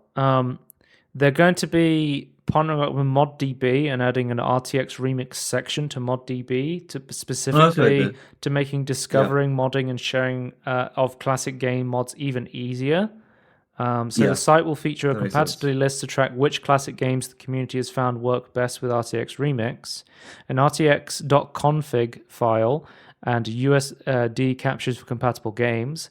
This will make getting started on modding a game even faster. A 50 gigabyte mod upload size for RTX mods. No other site allows you to upload mods as large. And easy Pretty big. tags across the site to find RTX mods and related news. Yeah, but you got to remember these. They're adding 4K assets and they're adding Yeah, all the RTX niceties to them. So a lot, um, a lot of other, a lot of other hosting will like force you to split it up into whatever their small sizes is. So yeah, yeah, that's quite convenient actually. well, I think like it's going to be really interesting once we get the open beta, seeing what people are going to be doing on ModDB is going to be really interesting to see. I'm excited for the future of AI made mods. Let's have Hopefully a that look at you'll be able this. to like there's some options where you don't have to download the 4K version. I just want a slightly smaller one, or a lot Yeah, smaller in this potentially like a case. 1440p ups. I guess you would always upscale the Yeah, texture to 4K though. It would just be like yeah, super sampling. what normally happens in other like modding stuff is like you just have like lots of different versions, but you'd have your main one, which is always going to be the highest one, then you then just down it to like other versions to make it the Yeah. person modding it can choose what version they want. And modern video news, we have NVIDIA's dropped their new Pulsar tech that is coming to G-Sync. So a new version of G-Sync will have Pulsar. So if you don't know, Pulsar basically is taking the technology of black frame insertion or backlight strobing, where they're adding black frames into the image like a CRT monitor would in order to create a much Yeah, more stable image with less motion blur. And the reason a that lot this was of a compared people like that. yeah, so it would allow users would have to used to choose between having smooth variable refresh rate VRR G-Sync on or improve motion clarity of ultra low motion blur. But Yeah. with the new Pulsar technology, they're allowing you to combine the two together. So you can have this ultra low motion blur mode on while you have VRR, making sure you always have your most optimal refresh rate while the FPS goes up and down. So it's just I going to think it's still lead to worth like having the smoothest, clearest yeah. experiences. I think you still need to like get a monitor with like lower pixel response times because that also like add to a lot of Well, the like, blurriness of the image. But this combined with that would be like have a you step above. have you So seen some of like the new OLED monitors where you're able to run them at like yeah, 400, 500 360. hertz? No, Yeah, like yeah, you can run like you can choose to run it at 1080p, like 400, 500 hertz, yeah. and You can and screw with up crazy with with it. stuff Yeah, like blacklight uh, black frame insertion on top of that, we're getting towards like CRT levels of motion clarity, which is kind of nuts. well, I'm just saying like the QD OLED one with like 360 hertz was like already like a I would say like a CRT level was I you believe take it an image of was. it, it doesn't you can't see it. I believe it was Blurbusters or that said that Yeah. to get to the point of CRT motion clarity, we would need like 1,000 hertz OLED monitor, but we're starting to get to that point almost Uh, in terms of like motion I clarity. think, yeah, but I think pixel response time is like almost more important than the. I think hertz are important to a point, but I think response time, like gray to gray response time, or like color, like brightness response time, is way more important because that's really what makes it blurry at a point. Mm. Like I've seen so many examples where it's like, oh, these are like 240 hertz panels, but this one has like a much better pixel response time. And it's just way clearer in the Blurbusters test themselves. So I Also, don't know. I think it's response time. what I also have to say, Tony, is what the fuck is effective motion clarity of over 1,000 hertz? Yeah, I think they need to spend. It's kind of like how Gamers Nexus they define what their test methodology is. Like I think more companies, especially if you're a corporate entity, need to actually be bothered to do proper test methodology explanations because that seems. I don't understand what that means. Like I don't know how you even figure out what that means. Like how do you? It just sounds impressive. It's like, well, okay. I don't know. I'm going to say it's good, but I bet it isn't on that level. There's probably some caveats to that explanation. I don't know, though. What does that mean? Apparently, G-Sync technology is also coming to the cloud, so you can use G-Sync over GeForce Now if you have a compatible display, which is pretty cool. But yeah, let's move on. NVIDIA released some new GPUs, Tony. For the first time in history, Tony, we have a TI Super. What a stupid fucking name. Sorry, Ti? The 4070 Ti Super.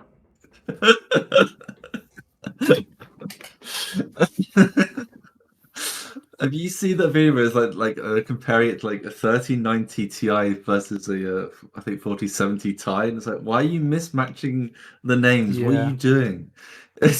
But basically, what they're doing now is the 4070 Ti Super will be replacing the 4070 Ti. Can we call it the Tuper?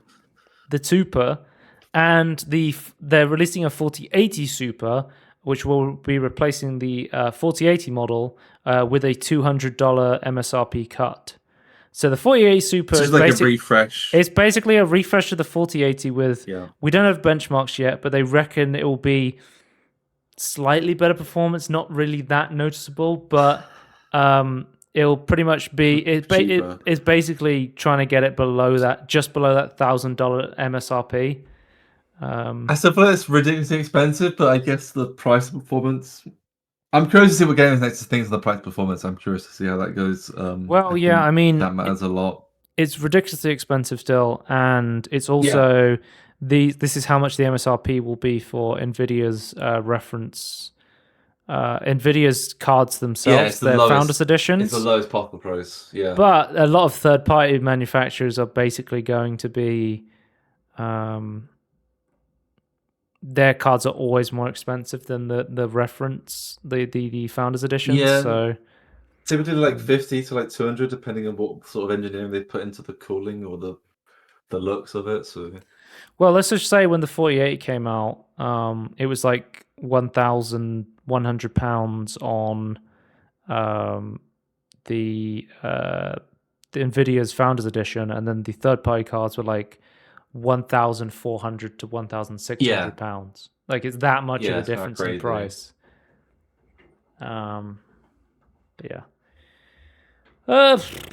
It's good they're bringing down the price of the 4080 and the 4070 Ti. But is it enough? Yeah, I mean, the 4080 and the 4070 are good cards. They're just a bit expensive, I think, is the problem, to be honest with you. Yeah. Especially compared to the AMD offerings right now. The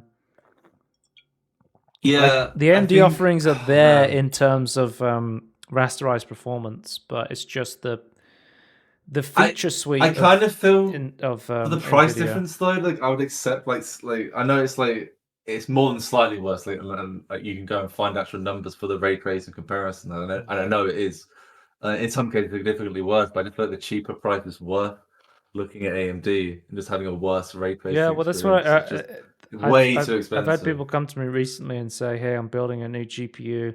What should I? New PC from scratch. What GPU and stuff should I go with?" And I say, "Look at AMD because they are just the price of performance king." And I even said because ray tracing still matters, even ray tracing. I've been saying to people, CES is in January. Maybe wait, but some people just want the new GPU. I'm curious to see how people like Gamers Nexus or other people compare these price and performance and go, what is the bang for the buck? And even into even comparing ray tracing, if you care about that, I'm wondering, is this drop enough or not? I don't know. So because the other thing was AMD cards, they go up. They launch at a price and they always go down quite quickly. So What really pisses me off they, about AMD's NVIDIA's competitive. benchmarks they put out, they always compare native rendering of like the 2080 and the 3080, and then they go, here's the 4080 Super running frame generation. I'm like, this is so disingenuous. This is such a... And it's like, you can go from 20 FPS to 120, and it's like, this is... Yeah, but like, as somebody who owns a 4080 and it has access to frame generation, I don't want it on because it is such a negative latency impact to me that I prefer running without frame generation on. My opinion of this is like, even let's say there's like there's just like frame gen is genuinely flawless. Like there's no artifacts, right? Even then, I would still consider this a lie because those like aren't real frames. Smoothing. That just makes it feel smoother. I think the idea of real frames is a flawed one, though. I mean, we already have every single frame made by a GPU is a fake frame. There's no such thing. No, I'm not saying. Yeah, I know, but if you're comparing the horsepower of a GPU, I think including the fake frames. I'm not saying that. Again, I'm saying I'm pretending that it's perfect. And you can't tell the difference between a fake frame and a real frame, or an AI frame, or a rasterized frame, or however you want to like distribute it. I still think you can't use it as a performance measure because it's not doing the same thing. I think you have to turn it off to do performance between cards. Well, I think the problem is AMD and NVIDIA are in a marketing war right now, and the problem is the consumers right now are being told bigger number equals better. So they're going to do anything they possibly can to make that number bigger, no matter whether it actually makes the experience of using the card better. That's fair. Just don't include like you can advertise like this technology exists on your card and your competitor doesn't have it. I think that's very fair. I just don't think you can include it in a performance graph. Yeah. Next up we have Intel Battlemage GPUs confirmed 2024. We're getting the next series of Intel GPUs again. I'm very interested to see what Intel is doing with their GPUs, because if you remember the multi-year roadmap, we started with Alchemist, which was actually, in terms of performance, their weakest GPUs. Battlemage is going to be the next step up. I think at this point, I would say realistically, their Battlemage GPUs should probably be somewhere around a 4070 terms of performance is probably what they're going to be aiming for. In terms of matching that on ray tracing and rasterization is probably where they want to be. I think it's worth noting as well that they've got the legwork from all the stuff they've done with the ARC drivers that they can just not carry over, but they can like carry over a lot of that. And I think that's going to help them hugely in the second generation. But yeah, excited to see, because it's always interesting. It's always good to see competition in the GPU space, considering how fucking expensive GPUs are. We got the naming for the other two. It confirmed Druid. Yeah, this has been confirmed for a long time. So this is a. I didn't realize they locked in that far. No, yeah, they've said Alchemist, Battlemage, Celestial Druid from like day one, pretty much. Right. So these are the Battlemage GPU. I can't wait to be gaming on my Druid GPU. What's going to be E then? Yeah, it's A, B, C, D. Markiplier will be the name of the next one. E. Next up, we have something you want to talk about. You want to talk about the AMD offerings. So I said, the 5700 X3D is really interesting because I have friends who have AMD AM4 boards. AM4. And they have really weak CPUs. And they're like, I can't upgrade to a 7000 series because I have to buy a brand new board, brand new RAM. Basically, I have to change up everything.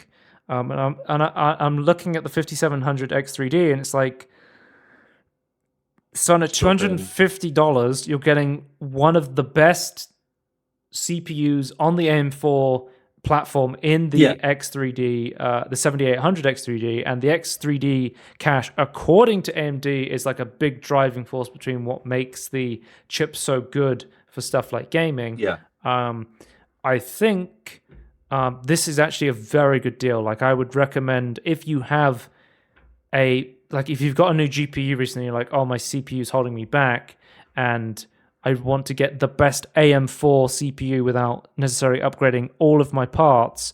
I think these 5700 X3D could be a really good buy for a lot of people stuck on the AM4 platform, because it's relatively cheap compared to the X3D, the 800 edition. Well, hopefully this trend we're talking about actually goes for this, and because they also didn't want to buy something that was like 50%, well, no, like 40% off, and it's like super cheap.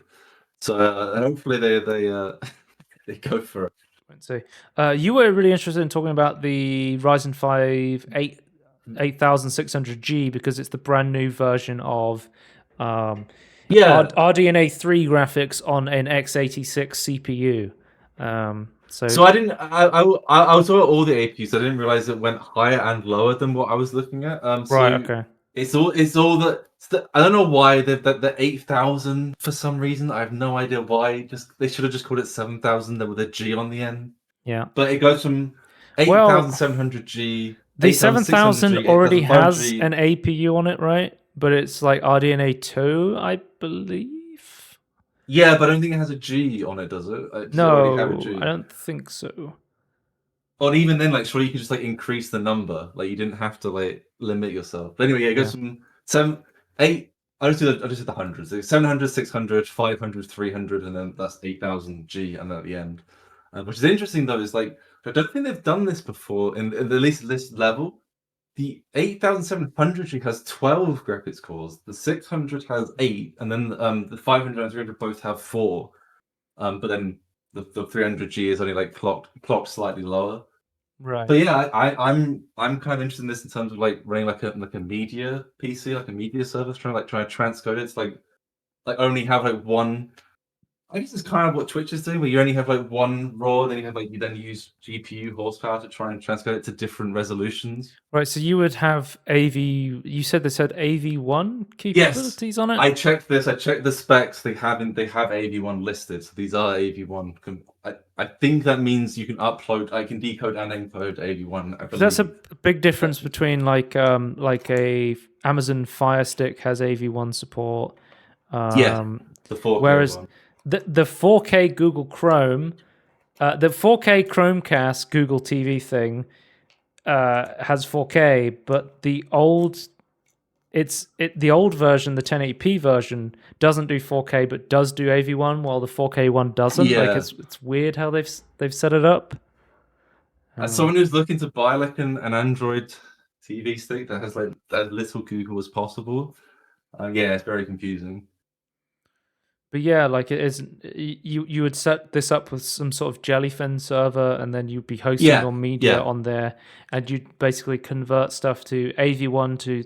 I have checked AV1 stuff, and it seems like compared to other video formats, it does seem to be like almost half the size in AV1. Yeah, like AV1 legitimately does save a lot of space. I've also seen some comparisons in certain situations where AV1 is also better while being smaller. I know like most of the times like it should be like the same. I've actually seen it improve on certain inputs.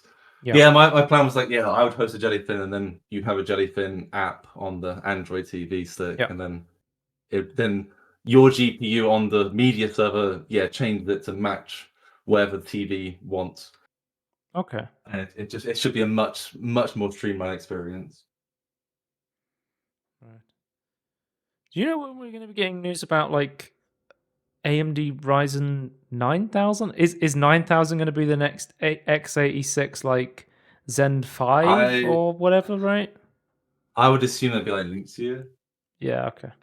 Because people were saying they thought maybe even they were considering the fact that Nvidia might even announce 5000 series at the end of this year. Which would set, which I don't think they've ever done, which would be release a brand new product on their 4000 series stack through the Super and Ti version, and then go and release a brand new series in the same year. But I think the problem with these rumors and things are like they're looking at development stuff, and it's like they've probably just got like temporary like targets they're trying. They're just developing it, like because like if you think about it, like right now Intel is developing probably 17th gen, like to some extent. It's like you can't really look at the development cycle to like figure out release stuff. So I would be surprised if Nvidia did that. I would be very surprised. Let's move on to VR news. The Apple Vision Pro will launch in February in the US. That is to restate that again. That is a $3,500 headset for VR will go for sale in February. Make sure to take out your second loan on your house so you can get a Vision Pro headset. So like with your car loan, get your VR headset loan. I'll be honest with you. Using some of the mixed reality stuff on the Meta Quest 3 myself has made me much more excited for the vision of mixed reality AR stuff, like a what do they call it? Spatial computing. Yep. But it's so fucking expensive, bro. I would also like to point out, I still don't think the idea of just like always having on just in case you're going to record a thing, I think is also really dumb. I don't like that. The use case in the plane, sure. But yeah, the actual idea of like mixed reality stuff, I think is fine. I think this is very expensive, but that is Apple. As well as the launch date of February, we also it's been revealed that the external battery supports 2.5 hours of 2D video playback and half an hour more than it offers in general use on a single charge. So that little battery you've got to keep in your pocket while you're using the Apple Vision Pro will give you 2.5 hours, which I would say is pretty standard for standalone headsets these days. I mean, the Meta Quest is about 2 hours, maybe, depending on what you're doing on it, and then you can get an external battery that'll give you another 2 hours. Yeah, I don't know. For the use case of people wearing these all the time, Tony, obviously 2.5 hours of battery, I could just see people like sitting down on the sofa being plugged into the wall constantly while they're using this thing, rather than the vision of just constantly moving around. I don't know. I don't know if it's enough battery for. It depends how much you would use a device like this for spatial computing and stuff, and obviously they're trying to do more gaming stuff on the silicon itself, like the M1 stuff, and yeah, I think spatial computing and like AR VR stuff is really cool, but we're really gonna have to. I think we're just gonna need battery capacity to catch up if people really want to be wearing these. I just can't imagine wearing a VR AR headset all day. Like, it just doesn't sound or feel like a comfortable experience. And yeah, Meta is the company that is willing to basically push down cost as much as possible by taking like massive losses to manufacturing, whereas Apple's like, no, we're going to make a really expensive headset and you're going to pay for it. So yeah, February 2nd, this will be January 19th will be pre-orders, and then February 2nd will be when this is coming out. And then of course we also got Praydog's UE VR mod has been released, allowing you to quickly and easily inject 6 degrees of freedom VR into any Unreal Engine 4 or 5 game. And if you don't know, these days, pretty much every single game is running on Unreal Engine 4 or 5, especially after Unity shot himself in the foot. I mean, there is still definitely a lot of games on Unity, but Unreal Engine 5 is becoming the ubiquitous engine of choice for most developing studios right now. But yeah, they've shown off some examples of this game running. Like, we've got like 6DoF RoboCop Rogue City running. Looks really good. And you can run this virtually over virtual desktop as well. So you can have a completely wireless headset as well. So you can stream this through Steam Link, virtual desktop. You just need to launch the game and get it running on the headset. And then you basically need to use this program to inject the code into the flat screen game to turn it into a VR game. And from what I've seen so far, they have a compatibility spreadsheet which will show you how if a game works perfectly, if it works okay, or what tweaks you need to make to get it to run. But it seems like a very easy process. Like I've used in the past, like Unreal Engine Tweaker in order to turn stuff like motion blur down in the past. And it seems like it works very similar to that, where you load up the Unreal Engine game and then you're injecting code into it. And then it's like, okay, now this is a VR game. And I've seen like different ways of games running, and for me personally, I think turning first-person games into 6th degree of field games is probably the most enticing thing to me. I think that's probably the use case I would use this for. I think you have the possibility to basically play third-person games and use your head as like a virtual camera, but I don't think that's very enticing to me. Like I've tried Super Lucky's Tale in the past for the original Oculus Quest, and I really wasn't a big fan of that. I wasn't clear. Is this is it work with controllers as well? Or is it just like the headset? Yeah. Okay. You can use mouse and keyboard controllers. You can use the controllers of your virtual reality headset. You can use any input you'd be able to use for the game, basically. And it also is not limited to Steam. You can use Epic, Games Pass, anything, basically. As long as you can inject the DLL into your Unreal Engine, you're good to go. And you can also set it to run on Open VR or Open XR if one of the standards is not working.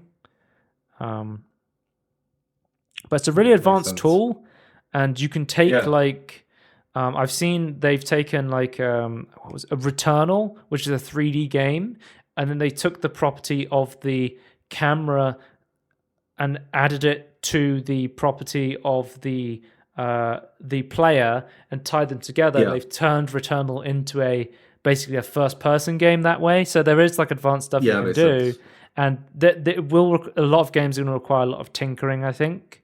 But I think through community efforts, you can set up like profiles of stuff you can set up, and people can download it and then use your profiles basically to get the game running straight away, sort of thing. So it's going to take a lot of experimenting and like compatibility stuff. But like the game you're seeing now is just like a standard 2D game, and they've got like 6th degree of field shooting working with like gun models and stuff like that, which is really cool to see. I guess HUD elements move to more VR appropriate. Yeah, you can move the HUD elements and stuff like that as well, which is really cool to see. Yeah, that's useful.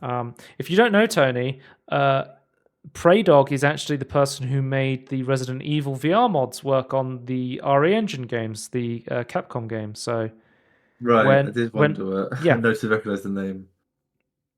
But yeah, he's basically taken that and he's gone, well, I could just get this to run on every single Unreal Engine game, which is really, really good for the VR community, because there's tons of great like games that would benefit from being in VR, and I guess it's like your own experience may vary, sort of thing. It's like it's up to you whether you feel like that's a good experience or not, and you have the ability to tinker around with that and basically figure out if it is, sort of thing now, which is really cool to see. Speaking is there a game that you'd really want to see this in? I think the RoboCop experience was a really cool one. I would like. I think most first-person FPS games are probably where I would want to be using a feature like this. I think that's a very good use case for this. I think. I know there's a lot of like Luke Ross.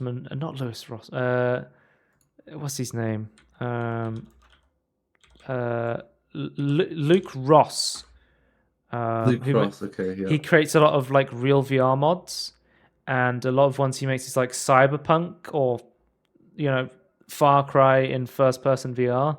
And I think like Cyberpunk, that's obviously not Unreal Engine, but that sort of game where it's like an incredibly good graphically looking game, and it's something where you would actually just want to walk around the city and see like what's going on in first person perspective. I think that's going to be a really good game for this mod. Like I saw like someone was playing like Ghostbusters in this mod, and it was like a third person game, cool. But they were just running, they were just walking around like the Ghostbusters offices in first person, which I thought was really cool. And the beauty of it being a third party mod is you can just tinker around and just kind of put whatever you want to play with it, sort of thing, which is really cool to see. But speaking of non-Unreal Engine games in VR, Lethal Company has just got a VR mod for its Unity engine. So someone has gone, like, one of my big things was like, yeah, I love Phasma and I love playing Phasma in VR, and Lethal Company came out, and I'm like, I love playing this game, and I'm like, but it's not in VR, but now there's a mod for that. It turns out it's actually quite easy to add VR support to Unity because they have like a checklist thing that you can do where you can say, hey, I want this game to be able to support VR. It's sort of like a toggle thing a lot of the time to turn VR on for Unity stuff. So cool to see that they've got... People forget to turn it and untoggle it, right? Yeah. Which leads to a lot of people launching non-VR games up when they launch VR games with that toggle turned on with a HMD connected to the PC. It will just go, oh, you're playing in VR. And you're like, no, I'm not. Please don't do that. Which is why a lot of devs will toggle it off for that use case. But we've seen stuff like Deep Rock Galactic as another example of like a Unity game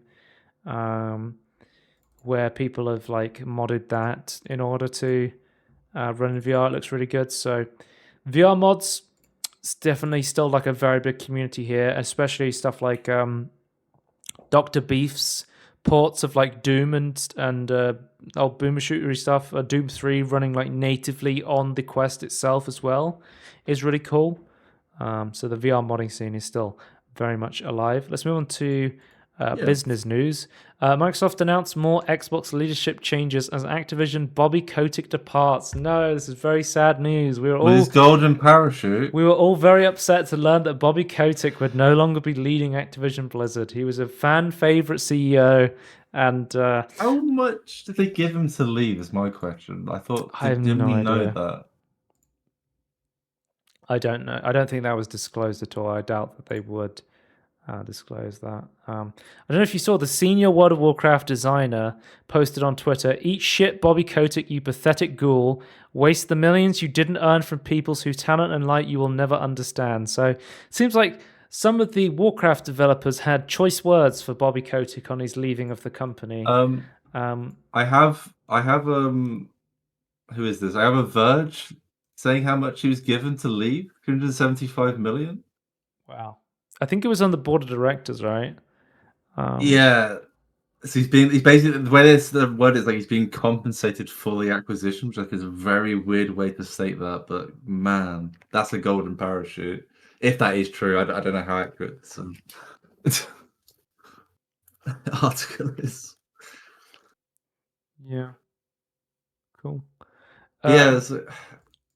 I guess now he's gone, you can talk about him, I suppose. It's like, as a developer, is that like kind of what's happened with like the floodgates? Yeah, I mean, I think people really didn't like Bobby Kotick's leadership. No, yeah, we kind of knew that. I think didn't have anyone. Usually, the way it works is generally developers are very much they want to create the best game that the players enjoy, and then the people up the top, the publishers are much more worried about how to make the most money.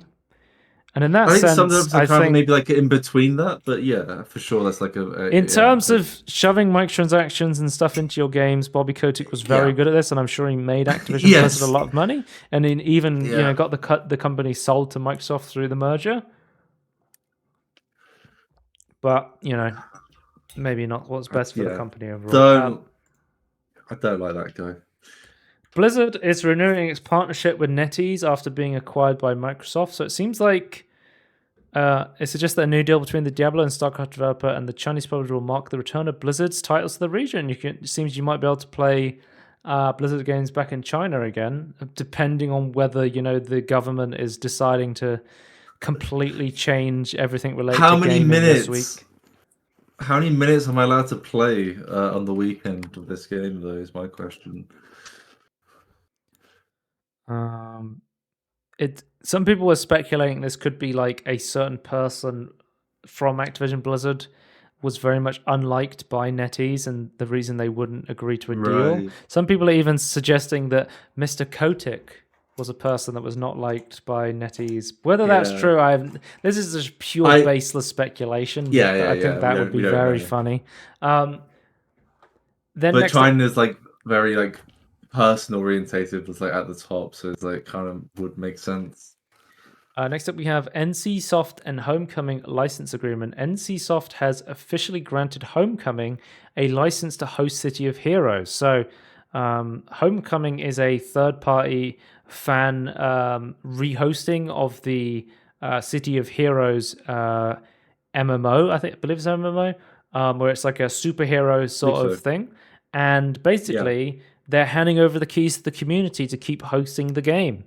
We've seen this recently with stuff like, what was the game? It was the dodgeball game. Oh yeah, I don't know what it's called. What was it? Knockout City, I believe. Yeah, Knockout City is what it was called.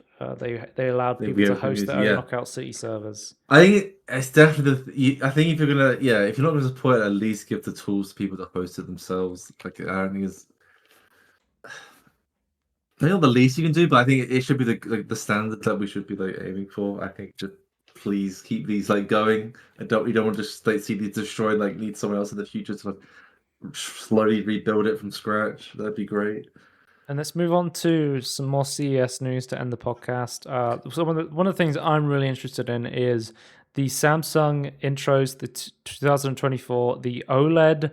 Up to 49 inches and 360 hertz. I think the model I'm specifically the most interested in has got to be the 32-inch 4K 240 hertz monitor. I think it's just such a compelling buy. It's the perfect size for 4K while also being OLED and having such a high refresh rate. I would have been okay with 120 hertz, just getting a OLED TV, but I think 32 inches is just the perfect size, and especially with the fact you're getting the monitor support as well, whereas it's a bit sketchy using a TV as a monitor compared to an actual monitor for a PC system. Which one? What's that one called? Do we have UK pricing? I was going to ask as well. It's because I know what the US pricing is. No, it's so $1,150. The Alienware versions of these new monitors are out in the US now or very soon, but the rest of the world is not going to be getting them till later. I think probably in the next couple of months maybe. But so we don't actually know about the UK pricing or when they're coming out specifically, I don't think. But I'd be very interested to see the price. What is the price of the US converted? It's probably what? For the 32-inch, I would say probably I want to say £1,000, but it could be much more expensive than that. £1,200. I would expect to be around 1,000, but more. We're gonna have to wait and see. They're not giving I was trying to find anything, no one's giving any UK prices. It's all American, and Canadian is almost directly connected to America. They always have a conversion, so that's all I can see. US and Canadian. Yeah, we'll have to wait, I suppose. Yeah, so we've seen there's even a 27-inch, which is what I'm currently using, 1440p, but a 360 hertz. I think in terms of general that's gaming, that's really good motion clarity.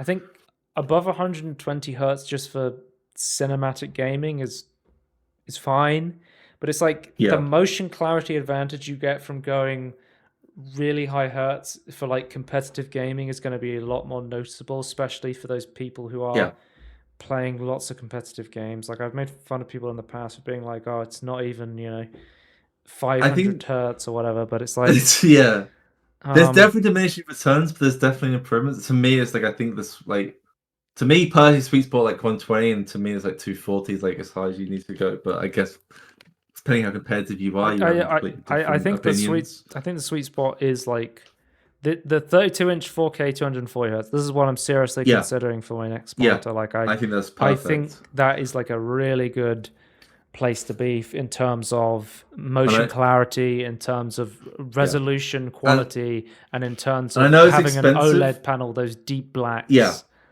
A panel's really good is on camera it looks it's been in post, in edit, it adds an image on top of it. That's how you know how good it looks. What are your thoughts of OLED versus mini LED? Because mini LED you can just push so much more brightness, and you have I don't know much if you've more noticed. accurate image in terms of like. Have you color noticed how accuracy. big the panels are? They haven't been able to Yeah. miniaturize the Well, technology. mini so... LED is just it's much more newer technology than OLED, so we're still Yeah. seeing it mature. But I think right now, I My think my question OLED is, is like a really good point to be there's like looking at OLED stuff.